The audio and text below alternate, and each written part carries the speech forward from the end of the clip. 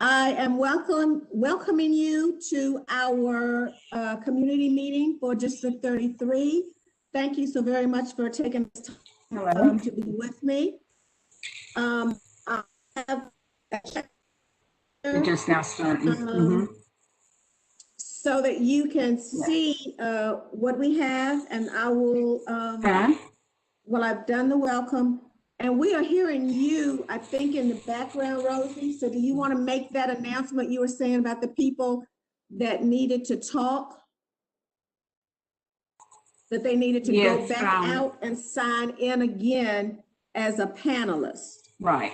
If they wanted to speak. If they don't want to speak, that's fine. But if they want to speak, then they need to sign in as panelists. We'll move them up. I have Miss Gilmore on the line, and she's trying to get in right now, so I wanted to let you know that. Help her. Okay. All right. So today we've got Commander Stevens. What's it telling you? I'm sorry. What, Rosie? We're good. We're good. Go ahead. Okay. Okay, everybody. You know, we always have some challenges with technology, so I'm so glad y'all are here. And after we go over this agenda, I'm sure that Rosie can move that down a little bit, but I did want you to see who we had today.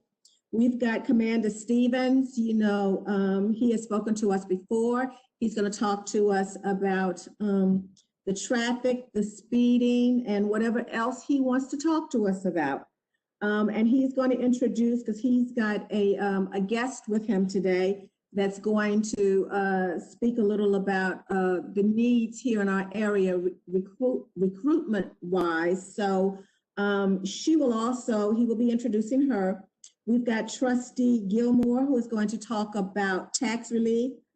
We have Ms. Smith from Public Works, who is going to talk about neighborhood cleanups, the trash pickups, how you, if you have trash around your road, how you can call in or go through the web to get that taken care of, because we did not have a beautification commissioner. And I will let you know that I had somebody who volunteered to do that a couple of days ago. So that hasn't gone in, but looks like we will have one. And we had some other people that volunteered to help him. So looks like we will have a good crew out here to do our beautification and to help you set up community cleanups. We also have Michael Raines from the Sheriff's Office Department that is going to talk about right-of-way dumping and right-of-way litter and how they can help with that. And we also have Patrick Napier from the Planning Department.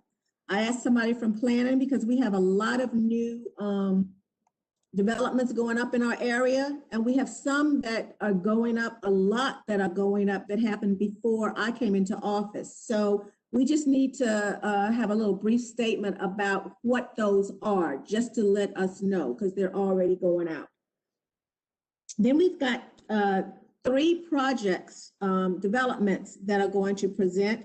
2 of them have already presented to you before. So it's just a check-in, Resurrection Church. And then Randy Arnold has presented to you before. You all had no problem with what he was doing over there in the Cane Ridge area. But I will tell you, after sitting through our meeting, he has changed a little bit because he understands the concern about our area being so overcrowded and all of the homes going up in this area, so that he is looking at spending and changing his a little differently and not doing those homes. But I will let him talk about that.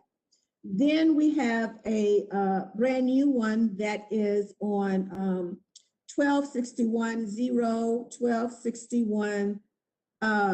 12622 Old Hickory Road, which is a new one that is coming to be presented to you. So this is your time. This one is not, I guess, vetted through the community. It has not been approved to me, but he wants to present this to you. So when you get to this one is your time to look and give your honest opinion about what could go there or what you would like to see that would be fitting for the community, that would fit in the community, that would do well in the community. But When we get to that one, don't sit back there and just watch and then later get on Facebook saying we don't need that.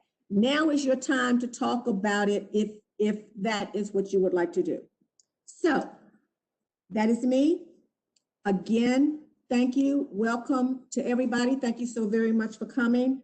I am going to now turn it over to, I believe, even though I had Commander Stevens, I hope you and your guests won't mind, but Trustee Gilmore kind of played the trump card on you because she has to be in something else. So thank you so very much, Trustee Gilmore, for being here. I'm going to let you go next, and then I'm going to ask you, I guess, maybe to move the agenda, Rosie. Thank you. Thank you. Everybody, just don't forget to mute when you're not talking, and I'll get ready to mute myself. Thank you, Councilmember Lee. I appreciate you so much and all the other guests that you have. I wanted to share my screen if I could. I do have a 10-minute presentation that will be sticking in the time. I just need the ability to— Rosie, I hope you do that. Okay. Ms. Hayes, are you able to let me share my screen with the PowerPoint? Yes, hold on just a second. All right. I guess it probably would have been easier if I emailed it to you. Would that have been easier? Let's see. Oh, thank you. Okay, I see it says I'm now the presenter. So let me minimize this and do this. Hold on 1 second. Share. This is what I want to share. Okay, can everyone see that? Yes. Okay, good deal. Okay, so good evening to each of you. I'm so delighted to be here. I am the trustee. I'm delighted to be part of this 33 district meeting today to share with you about the property tax relief. I want to give a big shout out to, I was a council member, and so I know how important this is to have our constituents to be able to have assistance for their taxes. And the council are the ones that gives the trustee's office. They usually give us about $3 or $4 million each year to provide these programs. So I want to publicly thank Councilmember Antoinette Lee for all of her hard work and service and just really looking out for the constituents. So thank you, Honorable Councilmember Lee. At the trustee's office, I want you to know that we put people first. It's very important. I just want to share that February the 28th, of course, is the time that the taxes are due. We do have some satellite offices. I did want to share that we'll have them this Saturday. We'll have one actually at the Antioch Police Precinct from 9 to 3, and you can pay your property taxes this Saturday. This is the first time we've done this, but you can come to the satellite office and pay it there, or you can go to the Hermitage Police Precinct, or you can go to the North Nashville Police Precinct this Saturday from 9 to 3 and pay your property taxes. So I wanted to mention that. We appreciate the Honorable Brenda Wynn, who partnered with us. I want to, of course, discuss what tax relief and tax freeze is. The trustee's office is responsible for preparing the application, collecting all supporting documentation, and submitting it to the state of Tennessee. However, we do not approve or disapprove any applications. We help prepare them, and then we submit them to the state, and then the state approves or disapproves them. In this slide, it does share that all new applicants must visit the office. This is not true. Due to COVID, you can submit your applications via email. You can also send them through the post office, or you can come in. But we do encourage everyone to send them through the mail if you can, so that we can remain safe. With COVID, things have changed, so our policies have changed a little bit. Tax relief is a program where you must use your home as the primary residence. You must be 65 years of age. And so that's what we usually start with. A lot of people have already started calling, of course, because taxes are due, and they say, I want to qualify for the program. So the first question I usually ask, or the staff asks, is, are you 65 years of age? And did you turn 65 before December the 31st, 2020? Additionally, once you pass that question, we want to know if your combined income is $30,700. It cannot exceed this amount. And that amount, once again, is set by the state. The state sets the guidelines, not the trustee's office. I want to be very clear about that. We do not set those guidelines. We follow them, but we do not set them. And the guidelines are also tied to the deed. So it's not how many people live in your house. Say you have 5 people that live in your house, but only 2 people are on the deed, only 1 person is on the deed. We're only looking at the persons whose name is on the deed unless they are married. So if you have over, say, $100,000 worth of income in that house, but there's only 1 person's name on the deed, and that's the grandmother who's 65 years of age or older, you would not be disqualified. So I think that's very important to know, that it is tied to the deed. The program is tied to the deed. Let me go down again. Tax relief, we also have it for disabled persons. So with this, it's the same requirements, but you do not have to be a specific age. So you don't have to be 65 years of age or older. In the end, I'm going to see who's listening, because I'm going to have some questions, and I'll give you a gift from the trustee's office. So we will have questions at the end. I want to see who's paying attention. We're almost finished with this presentation. But once again, you must have a disability certified letter, and usually you can get that from the Social Security office, and they will send you that letter, and it must be approved before December 31st, 2020. And another thing for the tax relief, I think we already shared that you have to be 65 years or older, and you have to be a senior. We also have for seniors and disabled, once again, I think we kind of discussed that. The difference between the disabled and just being seniors. Can someone answer that question real quick? What's the difference between the tax relief for seniors and disabled? What is the one requirement as it relates to age? Does anyone want to take a stab at it? Any takers? You can just unmute yourself and just shout out the answer quickly. I want to see who's paying attention here, and I'll get your address and send you something in the end. No takers? Okay, we'll keep on going. No takers there. Let's see. And I'm not able to see if hands are up or not. So we also have a tax relief for our veterans. We always appreciate our veterans. I think they fight and work hard for our country. And so the state of Tennessee honors that. So with the veterans, you do not have to be a specific age, but once again, you have to be 100% disabled. And if you're 100% disabled, this comes, of course, from the Veterans Administration. They will provide a letter. You do not have to have an age. And once again, we don't even ask for the difference between the tax relief for veterans, disabled veterans, and tax relief for senior citizens is that it does not require an income verification as well. So there's no age and there's no income verification. That's the difference. So does tax relief mean I am exempt and do not have to pay my property taxes? Of course not. You still have to pay your property taxes. It just means that that money that the city council has provided along with the state will give you some money towards your property. We call them credits. It'll give you credits towards your property.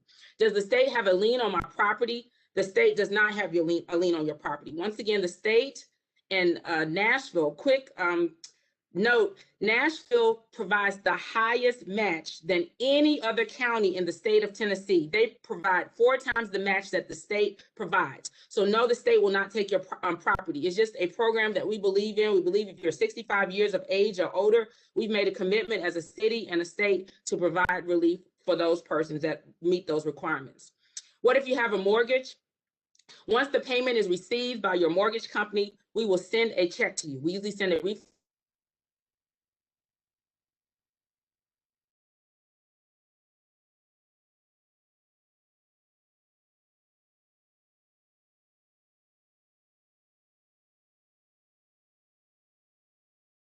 Applicants must own and use the property as a primary residence, and they must be 65 Excuse me, years. Erica. Yes. Erica, go back over that last sentence because I think you froze for a second or two. Okay, the one where I say applicants must own the property. Right before then, you froze. Okay, I need to go to here. Is this? We've covered this one. I don't know. You were only frozen for like about 6 seconds, and everybody was looking like, is she coming back? And then you came back. So I don't know. Oh, okay. Probably Wow. just, yeah. Technology is making me look weird here. Yeah, I'm still here with you. Okay, so I do want to share the difference between tax relief and tax freeze. Tax relief is monies that you actually receive towards your property. Tax freeze means that your property is actually frozen at a specific rate for that particular year. So for instance, before the rate went up, if it was $325, yours would have been assessed at $325 per $100, and it's for the year that you apply, which is very important. So I always tell people they're very smart when they apply for tax freeze. So if the property taxes are to go up when you have tax freeze, it does not make a difference. It's whatever year you apply. So if your taxes were $1,000 and you applied in that year, it would be $1,000 on, and you just keep on recertifying each year. If it drops less than $1,000, then the office reverts to the lower price, but it never exceeds the amount for which the year you paid. So applicants must own the property. It must be your primary residence. So you cannot rent the property out. You can't have your children living in the property and they are reaping your benefits. Once again, these are for the people that we honor, the age that we honor, which is the 65 years of age. And tax freeze is a little bit higher in terms of income. The tax relief, once again, was $30,700, but for the tax freeze, and that's, once again, we freeze your property so they don't move. You can think about a block of ice. So wherever it's set in, it does not move from that point. So the income cannot exceed $43,810. So once again, tax freeze is where we're actually freezing the amount. Relief is where we give you dollars towards your property taxes. So there is a minimum. So you cannot have like a mansion and have us to pay for your tax freeze. There is a maximum of 5 acres that you can have. So no larger than 5 acres. We cover the first 5 acres if your property is more than five acres. So if it's 10, we cover half of that. You need to requalify every year for the tax freeze because your circumstances might change. So what does that mean? It means that you usually receive a sheet in the mail, you sign that sheet, you sign your name, you verify your income, you say that it has not changed, and you return that.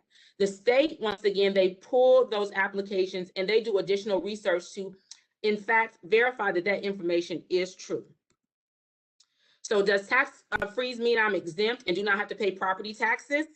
Nope, it does not mean that. It just means, once again, that your property amount, whatever year you applied. So if you applied in 2020, if it was assessed that your property taxes were $1,000 and in 2021 they rose to $2,000, you would still be paying $1,000. And if they rose in 2022 or they dropped to 2022 to $700, you would be paying $700 versus the $1,000. Does this mean the value of my home will not increase? It does not. It's two different things. It's only your tax amount is frozen, but not the actual value of your property. And once again, we do not assess the value of the property. Vivian Wilhort's office does that. She is the assessor of property. We collect the property taxes for the city, then we turn them over, and then you see them in the way of the fine.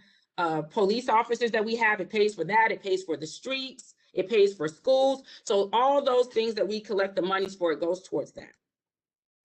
Can I freeze all of my properties? No, you can only freeze the primary residence, and it cannot be more than 5 acres. What if I'm already on relief?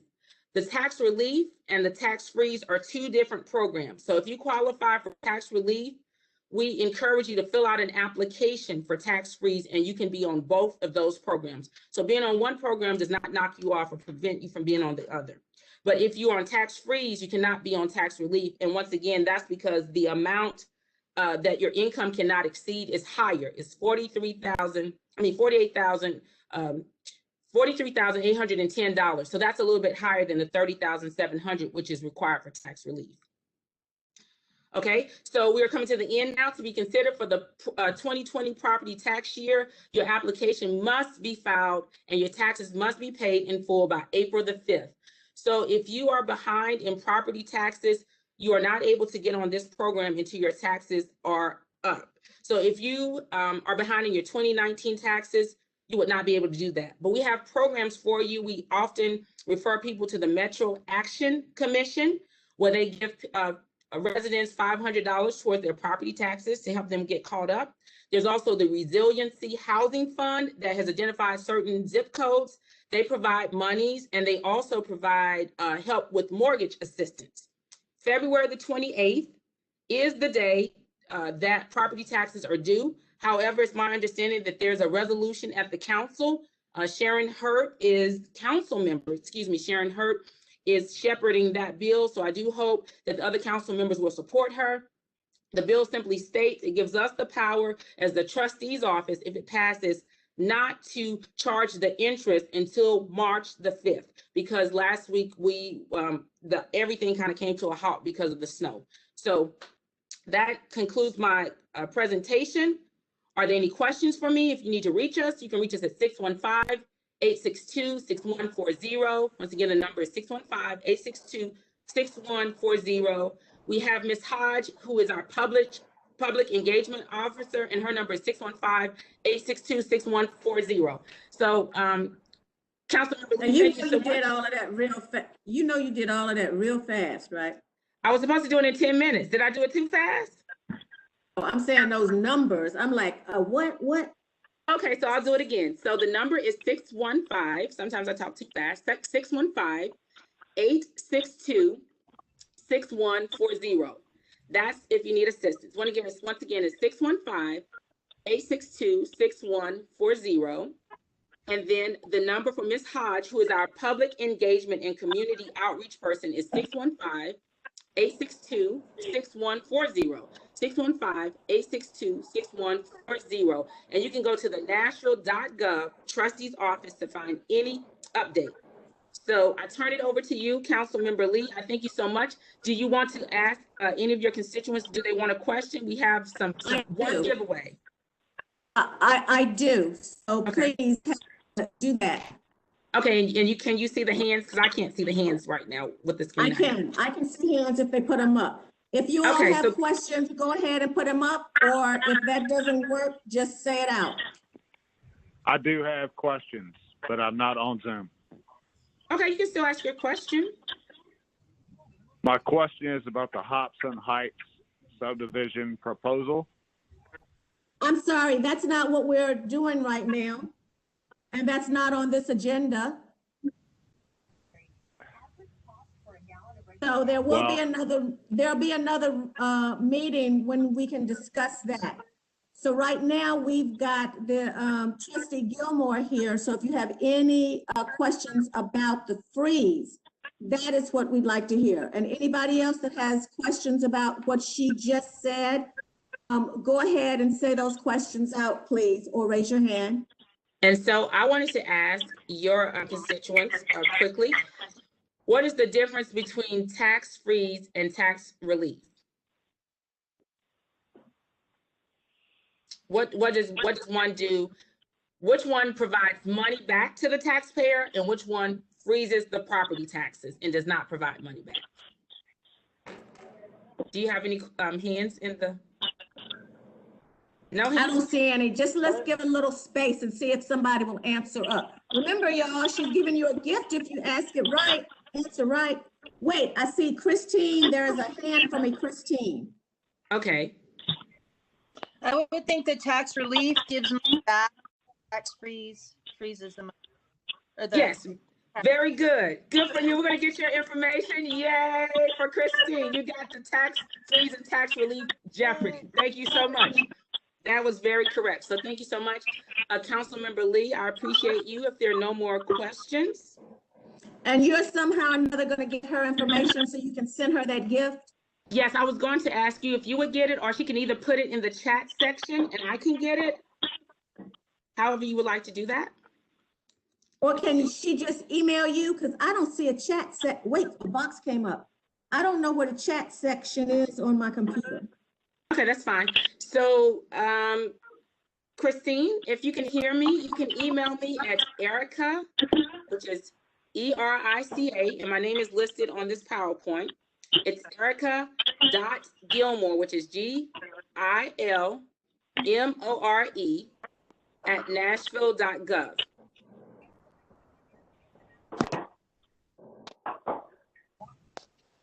Also, Councilmember Lee, I want everyone to know that our office is open this week and next week from 8 a.m. to 6 p.m. We have extended hours, so we don't want everybody to try to rush to hurt themselves or feel very frantic during this time. That the office is open from 8 to 6, so it's not the regular 8 to 4:30. We have extended hours all the way up until Monday. And once again, we have satellite offices at the North Police Precinct this Saturday, at the Hermitage Police Precinct, and at the Antioch Police Precinct from 9 a.m. to 3 p.m. And they can pay their property taxes there as well. And you can pay them online. There's a card, you can use a card, but it's a 2.5% interest. So we always encourage people to either come in or pay them by mail. And we look at the postmark. And I share that because a lot of people called today and they said, oh, I got to get it in here. I just have to bring it into you. I want to use my card. And I said, well, you can mail it. And they said, well, what if it doesn't reach in time? I said, we don't look at the time that it arrives. We look at the postmark that the postal office provides. So that's very important for people to note as well. So thank you very much. Thank you so very much, Trustee Gilmore. I And appreciate thank you you. so much, Christine. And Christine, you can put your hand down. Oh, got it. Thanks. Yes, ma'am. Okay. Got it. Thank you. Okay.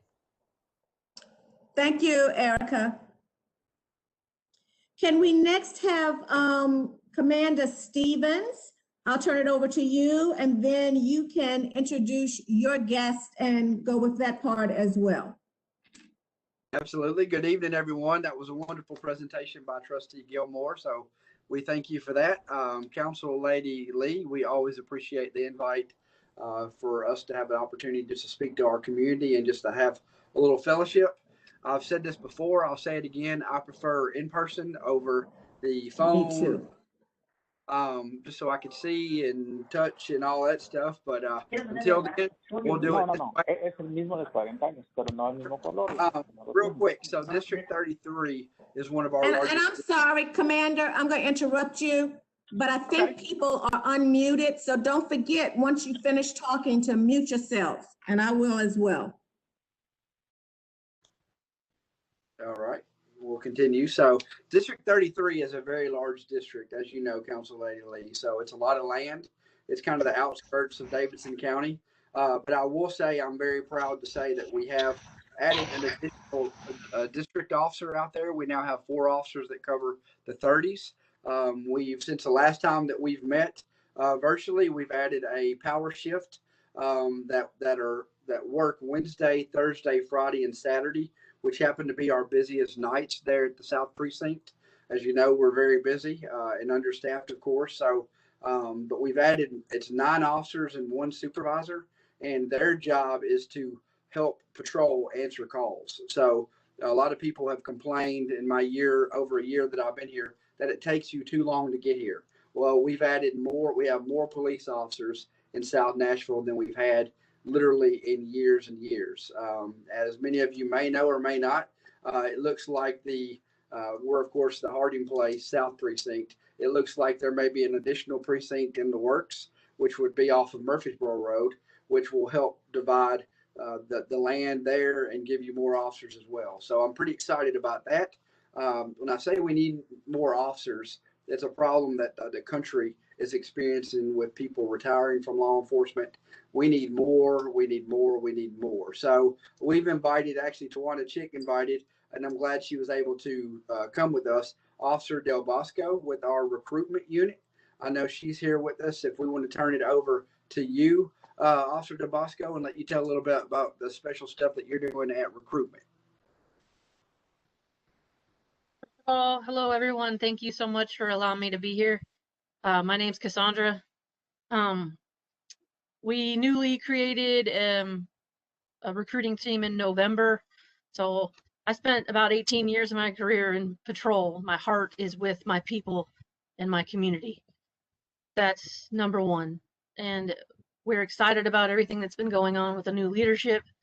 I can't tell you just how enthusiastic we are about the police department and the relationship that we're trying to build with y'all. So we have several different ways that you can qualify to be a police officer. Also, we just recently added a lateral class. So those are people that have been police officers before. Obviously, if you guys know family and friends that might be wanting to move to Nashville that are already certified as a police officer, that's an alternative to having to go through a full academy class. first and foremost, I want you guys to know that anytime that we come to any event or we're involved in any kind of meeting, that we want to bridge whatever gap we possibly can with the community. And recruiting, although it is what I do, is secondary to that relationship. So if I get lucky enough or blessed enough to get to recruit amazing people to the job, like I know that all of you have and know and are, then that's awesome too. But there is groundwork that we must lay. There are relationships that we must build. And it doesn't have to be something immediate. We're willing to do the work. I'm just happy to be here, and I'm going to give it back to Commander Stevens. Thank you so much for what you do. Thank you for your new job there.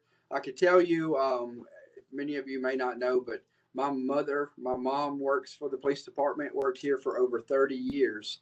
So when I say how important it is to recruit not only police officers, but females, we need minority. I mean, we really need to focus on mirroring what our community looks like. And that's something that Chief Drake has really allowed us to do moving forward. I know with the recruitment officers, they're going to get to travel. They're going to get to try to come to as many meetings as they can, because you may be sitting at home right now and may not be completely satisfied with the job that you do, or you may have a heart for service. This is a perfect job for you. You can go to our website at nashville.gov, and I think it's joinmpd.gov, I believe, Cassandra. You could come off. Is that right? Sorry, I apologize. it's joinmpd.com, and there is a link if you go to the main MNPD website where it says get involved. If you click on that, then you can talk to a recruiter, or you can look at all of our benefits and what it means to be a Nashville police officer, look at our pay scale, all of those things. But yes, definitely. We're also on Facebook. We have our own Facebook page. It's Metro Nashville Police Department Training and Recruiting. And we are constantly putting stuff on there. Every single event that we do is going to be on there. We're actually next month going to roll out at least twice a week where we will be available in person, where you can come to a booth and ask us questions and start the application process there. Perfect. Thank you so much for adding that. Also, we have a new community coordinator at South. I believe it may be his first time being with us here. I think I saw Sergeant Ismailovich. Are you on here? Yes, sir. Yeah, I want to thank everybody for being here, and Council Lady Lee for setting this up. Obviously, like Commander Stevens said, I'm more of a person-to-person person as well, but hopefully we'll get there. But yeah, my name is Sergeant Denny Ismailovich. Denny's much easier. So originally I'm from Bosnia, which is Southeastern Europe. I lived in Turkey, Slovenia, Denmark, played soccer, actually came to United States, and actually I graduated from Antioch High School. So when I came here, I was actually in Antioch. So I have very deep ties here as well. And then I went to Lambeth University. So I've been with the Nashville Police Department. This is my 17th year. I was a detective at Central for over 10 years, but I have family and friends that live in South Nashville. Like I said, I graduated from there. So this is very personal to me as well, because, of course, safety is the number one priority here, and I'm just honored that Commander Stevens gave me this job to communicate with South Nashville. But obviously, it's more than just a job to me, because I actually have lived in this area and I know a lot of people and business owners. So looking forward to it. We send out weekly reports. If you're not getting weekly reports, maybe Council Lady Lee can email me and I can add you on ours so you know what's happening. We also have a Facebook page of South Precinct that Commander Stevens, we were able to add a Officer Starkey so we can do Instagram. And I know we did a virtual coffee with a cop with Commander Stevens, and we hope to do a little bit more kind of bios of officers. But I'm here. like I try to reply to everyone's concerns daily. I try not to wait a day or two. So whatever you all need from me, that's my main priority. Thank you very much, Denny. As y'all can see, we have some wonderful people working in our police department. We're excited to have Sergeant Izmailovich. He speaks like 7 languages, so he could interpret me. But I can tell you, I'm proud of him. He is hitting the ground running. He's replaced Sergeant Fernandez. He is very responsive. Phone number for him, if you just want to jot it down, 615-880-3182. Or, of course, you could email me or him at the South Precinct. If you have neighborhood concerns, that's a perfect place. So I know we're running long, so I'm going to just give you a couple of information. Is it okay, Council Lady Lee, if I just update you? That is fine, as long as you give his telephone number one more time. Yes, ma'am. 615-880-3182. Is that right, Denny? Yes, that looks right. Sir, that's the right. All right. Great. You can prank call them all you want. So, all right, let me give you a quick update on South Nashville, District 33, the great things that's happening there. The street racing initiative. Get a ton of complaints on loud mufflers, cars flying around Murfreesboro Road, Hobson Pike, all over District 33. Continuing our initiative, I can tell you that we've seized dozens of cars. If we catch vehicles drag racing on the street, we will seize that vehicle if it meets the requirement. If we see people in parking lots doing donuts, tearing up property, we will, of course, we can't seize the vehicle there, but we will cite the drivers. It's been very, very successful. We've gotten a ton of great feedback. That doesn't mean we've stopped every drag racer and every speeder, because I can promise you we haven't, and we're going to continue to focus on that. So I'm proud of that. I mentioned the Power Shift Initiative. Food pantry. With the pandemic, there are a lot of people that, right now times are tough, money may be tight. If you need food, or a family in your neighborhood that needs food, we have a food pantry inside of the South Precinct. We can do it discreetly. You could shoot me an email or Sergeant Izmailovich an email, or our community engagement team. We'll be more than happy to meet them. We'll give them groceries. We'll help them any way that we can. We also, outside of the front of the South Precinct, if you've been there lately, have a food pantry outside. If you want to come at 2 o'clock in the morning and get some peanut butter, whatever you need, we want to make sure that you're not hungry. That's our goal. We also have a mini library. If you want to read, or if your kids want to read, which we know literacy is so important in our community, we have books there. You can come grab a book. You can trade books. It's been a wonderful program. So we're very excited about that. I'm going to tell you this. I said this before. I'm not a commander that wants to sit in the office. I want to be out. I want to meet you where you live. I want to meet you in your neighborhoods. I know there's a couple of people on here that I've interacted with. Melissa, I saw you, and I think Nick's on here. I'll come to your neighborhood. I know Cane Ridge Farms. I've been, all over your district, just seeing what the problems are. If you're having problems in your neighborhood, let us know. Please let us know. Crime. I will say District 33 is safe. It is so safe. In the past month, we've only had 9 aggravated assaults. I'm just going to give you a couple of crimes. 9 aggravated assaults. We have 3 reported thefts of property. That could be mail. That could be porch pirates taking stuff off your front porch. We've had 5 motor vehicle thefts. When I speak of motor vehicle thefts, it's been cold. Don't leave your car warming up outside of Mavco, outside of 7-Eleven. Please do not do that, because there will be someone that gets in your car and then they'll drive off. Okay. That's also going to transition over to theft for motor vehicles, which is someone breaking into your car. Okay. We should be able to leave our cars unlocked with your purse and your laptop in it, and feel completely safe. However, let's not do that. Okay. Let's not do that.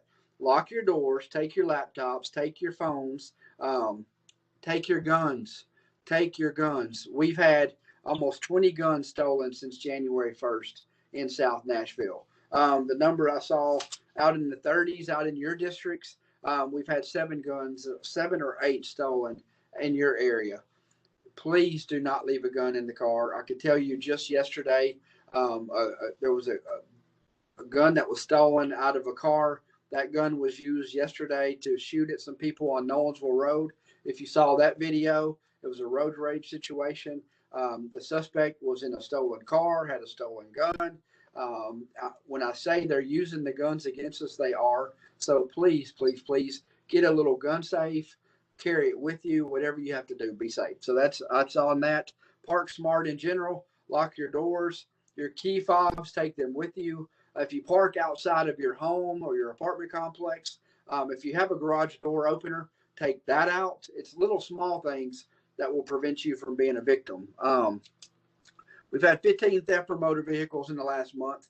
Believe it or not, when you have that vast area that we have in District 33, that number is actually really, really, really good. So keep up the good work. We're showing 2 residential burglaries. That means someone's home was broken into. You know, it absolutely breaks my heart to hear someone's house get broken into for the simple fact that you feel victimized. They're in your home. So that's when I'll transition to neighborhood watch, to being a good neighbor, to know who your neighbors are. If you see something suspicious, call us, 862-8600. If they're breaking into the house, call 911. A couple more things. Sergeant Zmilovich mentioned our Instagram account. Just like us on Facebook. We'll do Facebook Live. We'll do different things, interaction. We want to have a relationship with you. We want to get to know you. Lastly, I have Hub Nashville circled real big. HubNashville.gov, I believe it is. You can get on the hub and report absolutely anything. If a car is parked illegal in your neighborhood, if the trash is backed up, if it's a public works issue, if there's a pothole, Hub Nashville's that. Anything public safety, if it's related to the police department, that email will go directly to the chief's office and it'll get forwarded to me. And when I say Sergeant Melovich gets probably literally dozens and dozens a day, he does. So be responsive, be part of your community, be the best neighbor that you can. Join the police department. We need help, and we're at South if you ever need us. Does anyone have any questions? I threw a lot at you. Sir, I have one question. I know I have been getting a message in some neighborhoods where there are dead ends, that they see cars parking there and they think people are doing drug transitions or whatever, transactions. So have you had any of those? Should they keep reporting those? What's up? Talk to me about that, please. Yes, ma'am. So I believe, and maybe Melissa in your neighborhood, I think that we're having some issues there specifically. But yeah, so believe it or not, a lot of drug transactions happen in public places, Walmart parking lot, any big, shopping center, they'll do it there because there's a lot of people there. But they'll also do it in neighborhoods where there's not a lot of traffic. So if you see a vehicle that doesn't match, that's out of the norm, listen, I will say this, don't confront them for the simple fact that it can be dangerous. So you don't want to take your cell phone out and start taking pictures of the car and the tag number and then find out that they're armed and they start shooting at you. But just call us, 862-8600. We're adding more officers to the street. We want to be responsive. My goal is for you not to have to wait 30 minutes to get a police officer to your house when you call. That is my goal. I've said it when I took over at South. I'm going to continue to say it. We're going to be as responsive as we can. If you can safely get a vehicle tag number, if you happen to be walking by in the neighborhood and you can get a tag number, do that. But like I said, do it discreetly and be safe. Don't be confrontational. If you can just get a vehicle description, that would work too. That definitely gives us something to go on. If it's something, we have situations where one drug dealer will come to a certain street on a certain night at a certain time. If you see that happening, call, let us know. We have a drug unit that will forward that information to. You can get on our website. We have Crime Stoppers if you want to be anonymous so you don't get involved. There's a phone number you can call. I think it's 244-DOPE, I believe. Denny, give me a thumbs up. Is that right? 244-DOPE. You could report that, and we'll do the best that we can. Because I will say this, South Nashville, we have had 9 homicides since January 1st. We lead all the precincts. Out of those 9 homicides, 7 have been related to either marijuana sales, drug sales, or some sort of illegal activity. With that being said, we're doing everything we can to stop that, but guns are a problem, drugs are a problem, and the only way that we can get those off the street is with your help. So please help us. Just one other thing, as you're riding around, if you would also, because it's been reported to me too, that they think such transactions are happening up at the Dollar General on Old Hickory, on the intersection of Old Hickory and 24, that there have been cars reported there when the Dollar General was not open, and one was turned one way and another was turned another way, that it looked very suspicious and steady traffic when that's not open. So that may be a place too that we may ask that as you ride around, if you take a look, and if it's not open and something looks funny, maybe drive through there sometimes to try to ward people off from going up there. Does anybody else have any comments or anything or questions for these fine gentlemen and this lady? I have a question. Can you hear me? Hey, Melissa. Hi, how are you, Commander? Good, how are you? Good, thank you. I have a quick question. You said that now we have 4 officers to cover the 30s. So Correct. 4 for the 6 areas are 331 through 36. Actually, it's 331, 333, 335, and 337 now. So in February, we rezoned. So instead of having 3 officers in the 30s, we now have 4. But in addition to that, I've added 9 additional officers, and their primary job is to answer calls. So they're not a zone car, so they won't be 31, 33, 35, or 37. They're going to be in areas that when there's calls going on, their sergeant's monitoring what those calls are. So say there's a big call like a robbery or a bank robbery or something worse, they'll be responsive to that. And they're also focusing on the extra patrols. For years, we tell you, call in, Sergeant Izmailovich, we'll put that on the extra patrol, we'll be in your area. These officers are doing those extra patrols. You know, the issues you were having in your neighborhood with the speeding cars and all that. Now I have officers that can respond in your neighborhood, and I can assure you they will be there. We've also, with Sergeant Melovich, we've added a new tracking system, so I know when and where these cars are going to your neighborhood and when they're checking out. It's getting better. I told you it would. It's getting better. We're going to continue to do that. I will say, last time I was in your neighborhood specifically, there was a white Mustang that decided that he wanted to peel out on the road and do 80. I did stop him. He was stopped. He claimed to have a new clutch in his Mustang, so he's probably going to have to pay a little bit more now. But just know that from me all the way down to the janitor at South Precinct, we're going to do everything that we can to make South Nashville the safest that it can be. Thank you. Thank you. You're welcome. Anything Any else? other questions? Yeah, I have a question. How does South Antioch compare to the rest of Nashville with the drug problem? Oh, we don't have any drugs in South Nashville. I would love to say that. Unfortunately, this is the biggest issue, truthfully. In every community, you're going to have a drug problem. You may not know about it. The issue that we have in South Nashville particularly, we're extremely diverse. We have over 100 apartment complexes alone. And think about apartment complexes. Many of them have 100 to 150 buildings. And guess what? Drive out to Old Hickory Boulevard, Murfreesboro Road, there's more apartments coming. When you put that many people together, unfortunately, you're going to have drugs. You're going to have drug sales. And we have units that's specifically what they focus on day in and day out. But we have to have your help. There's not enough of us until the community gets involved and says, you know what, the apartment next door to me always smells like marijuana, or the house next to me, it's a renter. They don't have a vested interest in the neighborhood. There's cars always coming in and out of our neighborhood, but you choose not to call the police and not to report it. we have to have your help. So South Nashville is, we probably, I would guesstimate, I'm really serious, or really looking forward to what the census shows, but I anticipate us having over 150,000 people in South Nashville if I was a guessing man. That's a lot of people to put into 69 and a half square miles. So we do have drugs in South Nashville. You know that like I know it.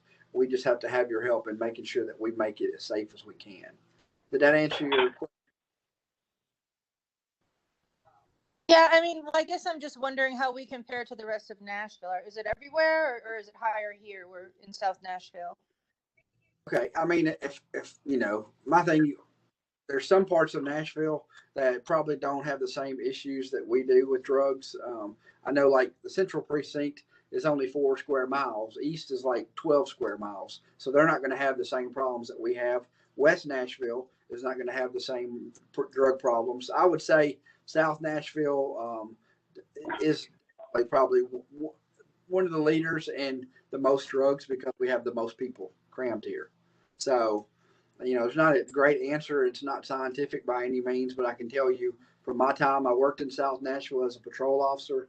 When we did flex, I was a patrol flex officer, and I got a lot of marijuana. I got a lot of cocaine, pills. It's all over the place, unfortunately. So, but yeah, it's definitely ranks on up there. Hi, I've got a question. Can you hear me? I can barely hear you. Yes, ma'am. My name is Carolyn Hatcher, and I live in Lakeside Cove with Melissa. And my question is, since we have the cameras, how long are the camera, when we send a report about the lights, how long are they available to you guys? You know, when we use the cameras and we report a car, how long does it stay active? Okay. Melissa may be able to answer that question a little better. I'm not quite sure what she's asking though. Are you asking how long what, Carolyn? Keep a report on it, on No, the car that we sent in that has had, you know, a break-in or racing. How long do you actually keep the license plate on Oh. record? Okay, so yeah, that's a question for you, Commander Stevens. When for example, somebody commits a crime and I give a detective the license plate and the images, I guess that's what she's asking, how long you keep that information until you solve the case or? How long do you keep it active? Okay, thank you, Ms. Hatcher. I appreciate it. I'll say this: technology is wonderful. Cameras, license plate readers are a wonderful tool. So I would love for everybody in our community to have a camera on their home. As far as how long it stays active, if you have a tag number or a car description related to a crime, we associate that with the report, with the actual investigation. It'll stay with that report until the investigation is closed. Unfortunately, you know, like I know, there's time when it becomes stale, when there's no other information that we have no other leads that we can get to. We'll end up having to, well, not shelve it. I can't even think of the word, but it just won't be active. A detective won't look at it every single day, but we'll still have it on file. So if we get new information, we can go back and have that. But yes, I love the license plate readers. I know we've used that several times in your neighborhood, and I know the council is looking at a lot of bills related to license plate readers. So I will say that license plate readers, it doesn't discriminate. We don't know who's driving the car. We just get the vehicle tag. So it's just another tool for our investigators, but it's a wonderful tool. So did that answer your question, Ms. Hatcher? Yes, yes. Thank you. Thank you so much. Thank you for being a part of your community.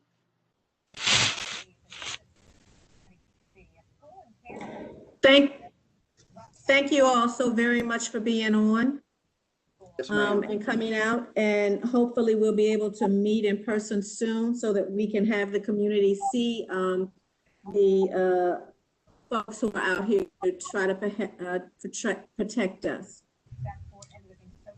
Ms. Smith, are you on? Next, I have Sharon Smith from Public Works. Ms. Smith, are you on? I am here. Hello, hello. Yay! Okay, now this is the lady y'all had questions about cleaning up your neighborhoods, the trash, all of that stuff. Here you go. Thank you, ma'am. It's all your show. Thank you. And I just want to say I am super excited about a beautification commissioner, council lady. This is really exciting. And just so everybody knows, what those beautification commissioners do is they are eyes and ears in the community, and they let us over at Public Works know when there are problems, and particularly with litter and illegal dumping, that we can get over and address. But then they also help organize cleanups, and it's always a person that you can go to and talk to. I am really excited because you are one of the areas that has been looking. You have been looking for a while, and I'm so excited to have a great volunteer out there to help us. Now, when you find out who the new commissioner is, y'all be nice to that person because they are a volunteer. Every once in a while, people think that they work full-time on litter, but they're not. They're volunteers, and they're great people. So first of all, I just wanted to mention very quickly, and a big shout out to the commander for mentioning Hub Nashville. If you ever see litter and and it's not something you can pick up, or you're not able to, or you just want to report it so we can get somebody out there to pick it up, you can go to the website hub.nashville.gov. It's easy. You can type it in. If you have a smartphone, there's also a Hub Nashville app. And I'm telling you, that is a handy little app because you can point it at the litter, and there's a little button on there that will allow you to geocode it, and it will pick up that location, and then you can submit it right away with a picture, and it goes right to our folks. You can go out and pick it up. Now, sometimes it might take a day or two to get out there. I know we've had a lot of requests lately, so it's taken more than a week sometimes to get out there.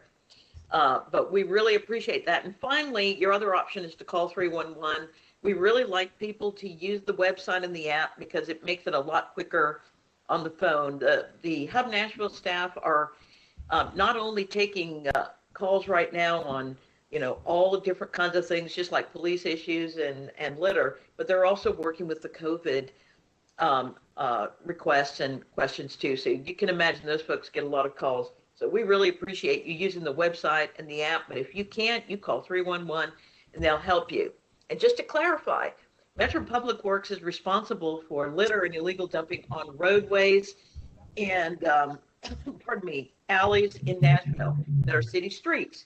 Sometimes we get complaints about Interstate 40 or Interstate 24 or Briley Parkway. Those are state routes. The good thing is you can report those to Hub Nashville. And what we do is we send that over to TDOT so they know to come and take care of that. So it's really great. You don't have to remember, oh, is this a state route or is it not? It's like Bell Road. Bell Road, part of it's Metro, part of it's TDOT. Don't worry about who it belongs to. Just go to Hub Nashville and put that in, and then it will come over. We'll look up where the litter you've reported is or the illegal dumping, and we'll get it to the right person. So really appreciate y'all doing that lately. Now in the wintertime, when there's no grass, although last week with the snow, I was talking to one of my colleagues at work today, and I was like, my God, there was no litter last week because it was all covered up in snow. And sometimes in the summertime, we have that same thing happen. There's grass, people don't see it as much. So we get more reports in the wintertime, but that's fine. We've got to get out there and get that picked up because if it stays there, pardon my dog, if it stays there, then somebody's going to mow over it in the summertime, just create a mess. So we really appreciate people letting us know. Please also keep in mind, sometimes you see people illegal dumping. If you, excuse me one second. I'm sorry, I've got the cutest little dog, but he doesn't know when to keep his mouth shut. If you have bulky items, like sometimes we got a report not far from your district, council member, on a mattress in the side of the road. If you've got a little pickup truck or if you can get it in a car, you can take most bulky items. I shouldn't have used mattress as an example because there's a small fee for those, but like if you have a chair, if you have a sofa, you can take those to the convenience centers. You can take one bulky item every day and 3 bags of trash at no cost. So keep that in mind. Sometimes people dump because they think that there's going to be a cost to get rid of it. Sometimes they don't because they don't have a way to get it there. But I will tell you, after I speak, the sheriff's office is going to talk about their program, which helps to prevent all of that. So please try to keep that in mind, because that illegal dumping, what it does is it makes the community not look as good. And when your community doesn't look as good, people start feeling less pride in their neighborhood. And then the unfortunate thing is they're even more likely to dump stuff or litter stuff. So it's really important that you let us know when you see stuff. We can get out there and pick it up. And we really encourage people not to litter, not to dump, because it just makes, you know, the entire appearance of your community not looking so great. If you're interested, like you've got a street, you want to adopt it, and we can help you with that. Or if you'd like to organize a cleanup, you can go to our website. You can actually go to Hub Nashville and get information, but you can also go to stoplitter.nashville.gov. That's stoplitter.nashville.gov. And we've got all kinds of information about how you can organize a cleanup, and we even give you supplies. We've got Force Flex Glad trash bags, we've got litter grabbers, we've got safety vests, because a lot of times volunteers can go out in those areas that are really safe for pedestrians and pick up litter, so that our guys can focus on those areas that really aren't quite as safe for volunteer cleanups. So we really appreciate everybody working with Public Works, working with your neighborhood, and you're soon to get a brand new beautification commissioner. All together, we're going to help keep our community looking clean and beautiful. I got one more thing to say, which is trash pickup. Now, last week was a snowstorm. There was no trash picked up. Everybody in this meeting has extra trash at home. Please put it out on your collection day, but keep in mind that the crews are picking up basically 2 weeks of trash, so they're running behind. They were running behind yesterday. They're going to run behind today. They're going to run behind tomorrow. Just be patient with them. They'll come back. They'll pick it up.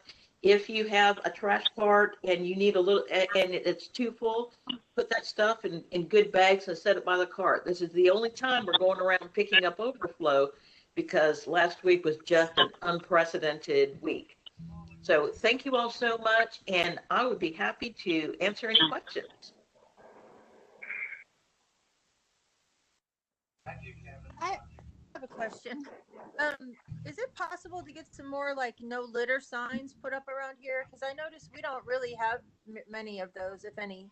Yes. If you let us know, like there's a road you want them on, and you can email me or you can call our office. I'm going to give you my email, which is Sharon, SHARON .Smith, SMITH, at Nashville.gov.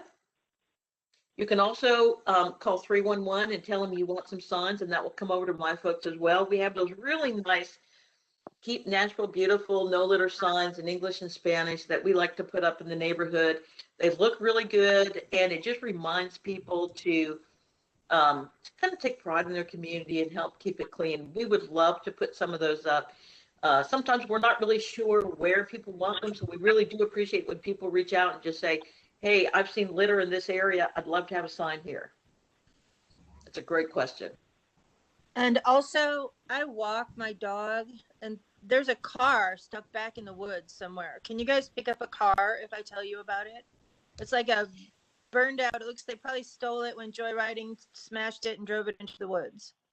So you should report that on Hub Nashville, and what we'll do is investigate and see if it's on Metro property or if it's on private property. Either way, if it's on private property, it goes to Metro codes, and they can have it removed. So it's, you know, it's obviously this isn't the same level of, you know, kind of public safety like what the police deal with and the commander, but it's still important when you see stuff like that to report it so that people know it's there and we can figure out who's responsible to take care of that vehicle. That's another great question. Thank you. Thank you. I have a question. Yes, sir. Why would we not just always have routinely cleaning of the side of our roads leading into our neighborhoods, such as Mount View Road leading into Smith Springs, that looks like a sewer? There's trash everywhere constantly. Well, that's a really good question, and unfortunately, the answer is that we do not have enough staff and equipment to do that kind of maintenance. I wish we did. I do think that it's one of those things that when all the departments are putting out their requests for money, keep in mind we're all competing for the same money that goes to schools and police, and it's all needed and it's all worthy. And that's one reason why I encourage people to let us know. One thing that a lot of folks don't know is we do have a court-ordered community service program out of my office at Public Works. Right now with COVID, with the courts not hearing as many cases, we've increased the number of community service workers that we get, but still we have them Wednesday through Saturday. We can send them out with a truck to address issues. And that's a real cost saving to Metro because it takes one guy, maybe two guys total. And on the weekends, before COVID, we might have 2 or 3 part-time employees in a group of 30 workers. And you can really make a difference. I hate to say it, COVID has been really hard on us because of the courts not being able to hear those cases. And I understand, but it's going to get back to normal. And that's one way that we can do something and address issues in a way that's as cost saving to all of us taxpayers as possible. Thank you, sir. To follow up on that. Let me add something there. Because before COVID, it was still an issue. And I also see Metro employees, Metro Water employees in particular, driving around my neighborhood not doing anything in their white trucks with their little flashing lights, not checking meters, not doing anything. And there's trash on the road. So I think that there needs to be a very much more concerted effort to take care of issues like litter in District 33. I understand. Thank you, sir. So to add to his point, so what do you suggest for us to do in regards to, I know exactly the situation where he is speaking of. On Mountain View Road, there's off of Hobson, Mountain View Road starts and then continues down towards Murfreesboro. There's a 90-degree turn that's at the end of that road. There's an extreme amount of trash at any given time, and unless, of course, it's varied by snow. How do you suggest us to handle that and alert you of that so it can be resolved and not ongoing? Yeah, so Mountain View Road is one of those roads that we can't send volunteers down. It's a narrow road. It's not safe. And we don't even normally send court-ordered community service workers. That road, we'll send a public works truck that has the lights and the arrows to protect people. And we get a lot of requests. We actually go out to Mountain View Road pretty regularly, but the sheer amount of illegal or litter and dumping that happens out there is really overwhelming. But I would still encourage people to report it. And our crews get out there as often as possible. One thing that we're doing, and I know this is a slightly different subject, but we are going to be working with a Metro contractor to do some litter prevention education targeted on the Southeast Nashville area.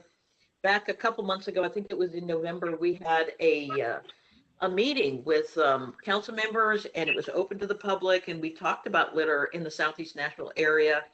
And one of the things that we thought would be a good thing to do is try and talk to people about not littering. You know, we spent some time in 2019 doing a countywide program on encouraging people to volunteer and to help. But the problem is that we need to also try and communicate to people the importance of taking pride. You know, if you're driving a truck with loose debris on it, put a tarp over it. It's a state law. You know, a lot of times litter on the roadway comes from individuals, and a lot of times it's accidental from vehicles. You know, where it's hard to get everybody to understand that we're all part of the problem and we can all be part of the solution, and just to be responsible. don't throw it out the window. Don't put loose debris in your truck that you don't tie down.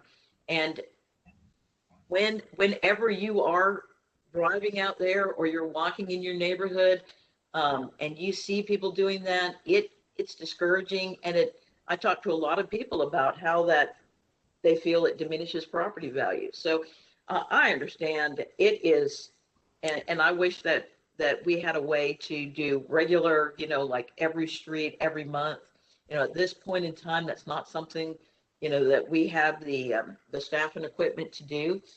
But my hope is that as we try and talk more to people about prevention, we can try to build some more community pride. There are some areas that people dump in the alleys. Your part of Nashville doesn't really have alleys, and it's just shocking to see, just people drive into somebody else's neighborhood and they illegally dump. We had to pick up about 100 tires, which in the summertime, as you can imagine, that's a public health issue too. And getting people to just respect each other, respect their community, respect their neighborhoods is something that we do struggle with, trying to help people to understand the importance of that. Factually, that sounds really great. That sounds really great, but factually, in Antioch versus Belmead, that's not going to happen. So I would like more effort from the city to clean up Antioch, where people don't have the pride, versus Belmead, where there is no issue. I understand. Thank you. But the point being that you said, if I'm understanding correctly, that despite us reporting it, you're not going to be able to do anything because you will not dispatch somebody to Mountain View Road. Is that correct? No, not at all. We don't send out, we don't ask individuals and volunteers to go out. Those are public works crews that go out to address roads like Mountain View Road, because it doesn't really, most of Mountain View Road doesn't have a shoulder. Right. But if we report it, you guys will go. Yeah, we will. It goes into the hub and it goes to the guys that do roadway pickup, and they come out and address it. It's not necessarily the next day, but because they are getting all kinds of requests, but they will go out and pick it up. Absolutely, put it in there. I put in request for Mountain View Road. Yes, sir. Yeah. Hello. Can you hear me? Hello? Yes. Ms. Smith? Hi. I'm Deborah Lenore. Just an idea. I mean, we lived in Germany for very many years, and with areas like the Mountain View Road area, the city found itself to find one of those half dumpsters instead of those great big long ones, and they put it in that area, and people actually started using it. Would it behoove us to maybe give something like that a try? I mean, it would be cost effective, and we wouldn't have to use our public works people to go out there except for to move it. Well, the problem with Mountain View Road is there's not really places to put that. That's just a kind of a narrow road where people don't. What you're describing in Germany, some of that is in areas that are a little more pedestrian friendly, and the Mountain View Road is just really not very pedestrian friendly at all. I like that idea. There's an in particular spot where Mountain View Road like pretty much dead ends and takes a hard right towards right into my community, actually, at Hobson and Smith Springs. Mountain View turns into Smith Springs Road, or Smith Springs Parkway, sorry. There's a dead end right there, and that would be an ideal situation for a dumpster that this lady had mentioned. I will pass that on. I don't know that's not in the area. The people that do dumpsters and stuff, they're in the waste collection area, but I will pass that on. I think it's good to look at unique ways to address problems, and that's certainly not something we do here in Nashville at the moment. Okay. I have a Thank you. Sorry, I have a comment. Yes, go ahead, please. Thank you. Well, just a couple things. Do you guys give tickets if you see somebody dumping? Will you write them a ticket? We don't have the ability to, like my people don't have the ability to write a citation. I think if, obviously the police have the ability to do that.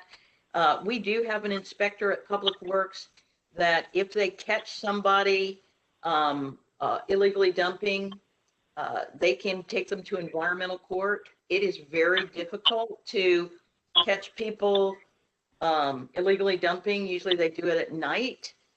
We actually got some cameras and we put them up in different alleys and on some dead-end roads.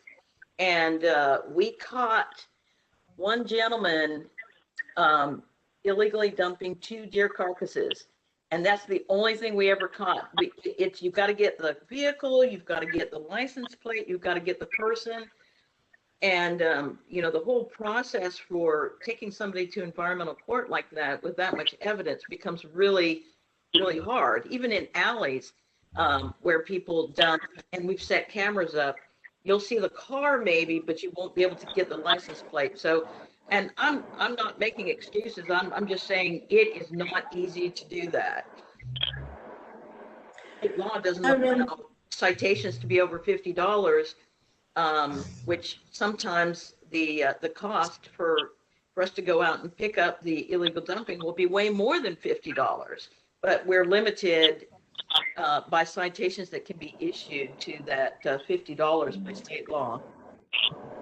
I want to thank you so very much, Ms. Smith. I am sorry I'm cutting in because we have no problem.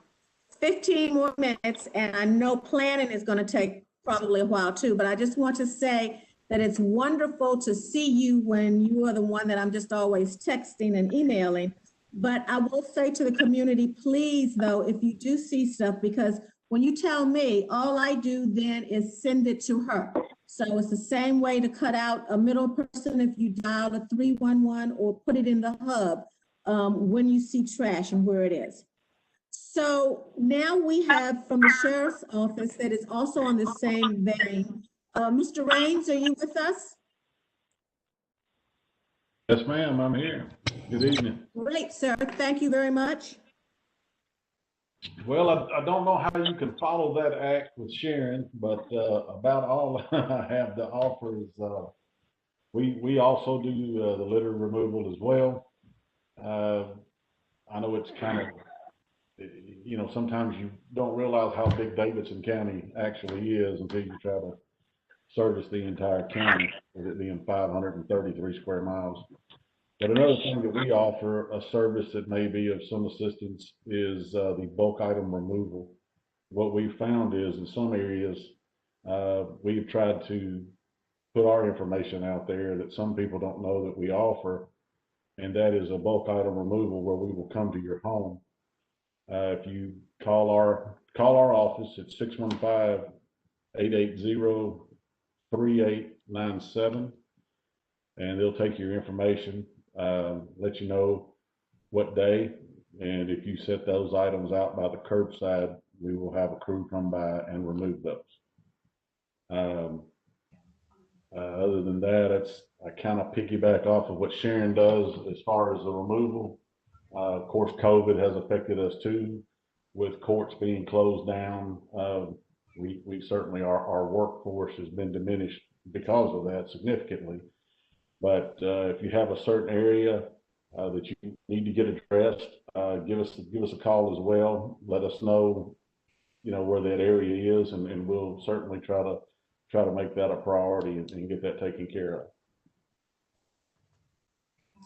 Is there a certain division or area that we ask for when we call into your department?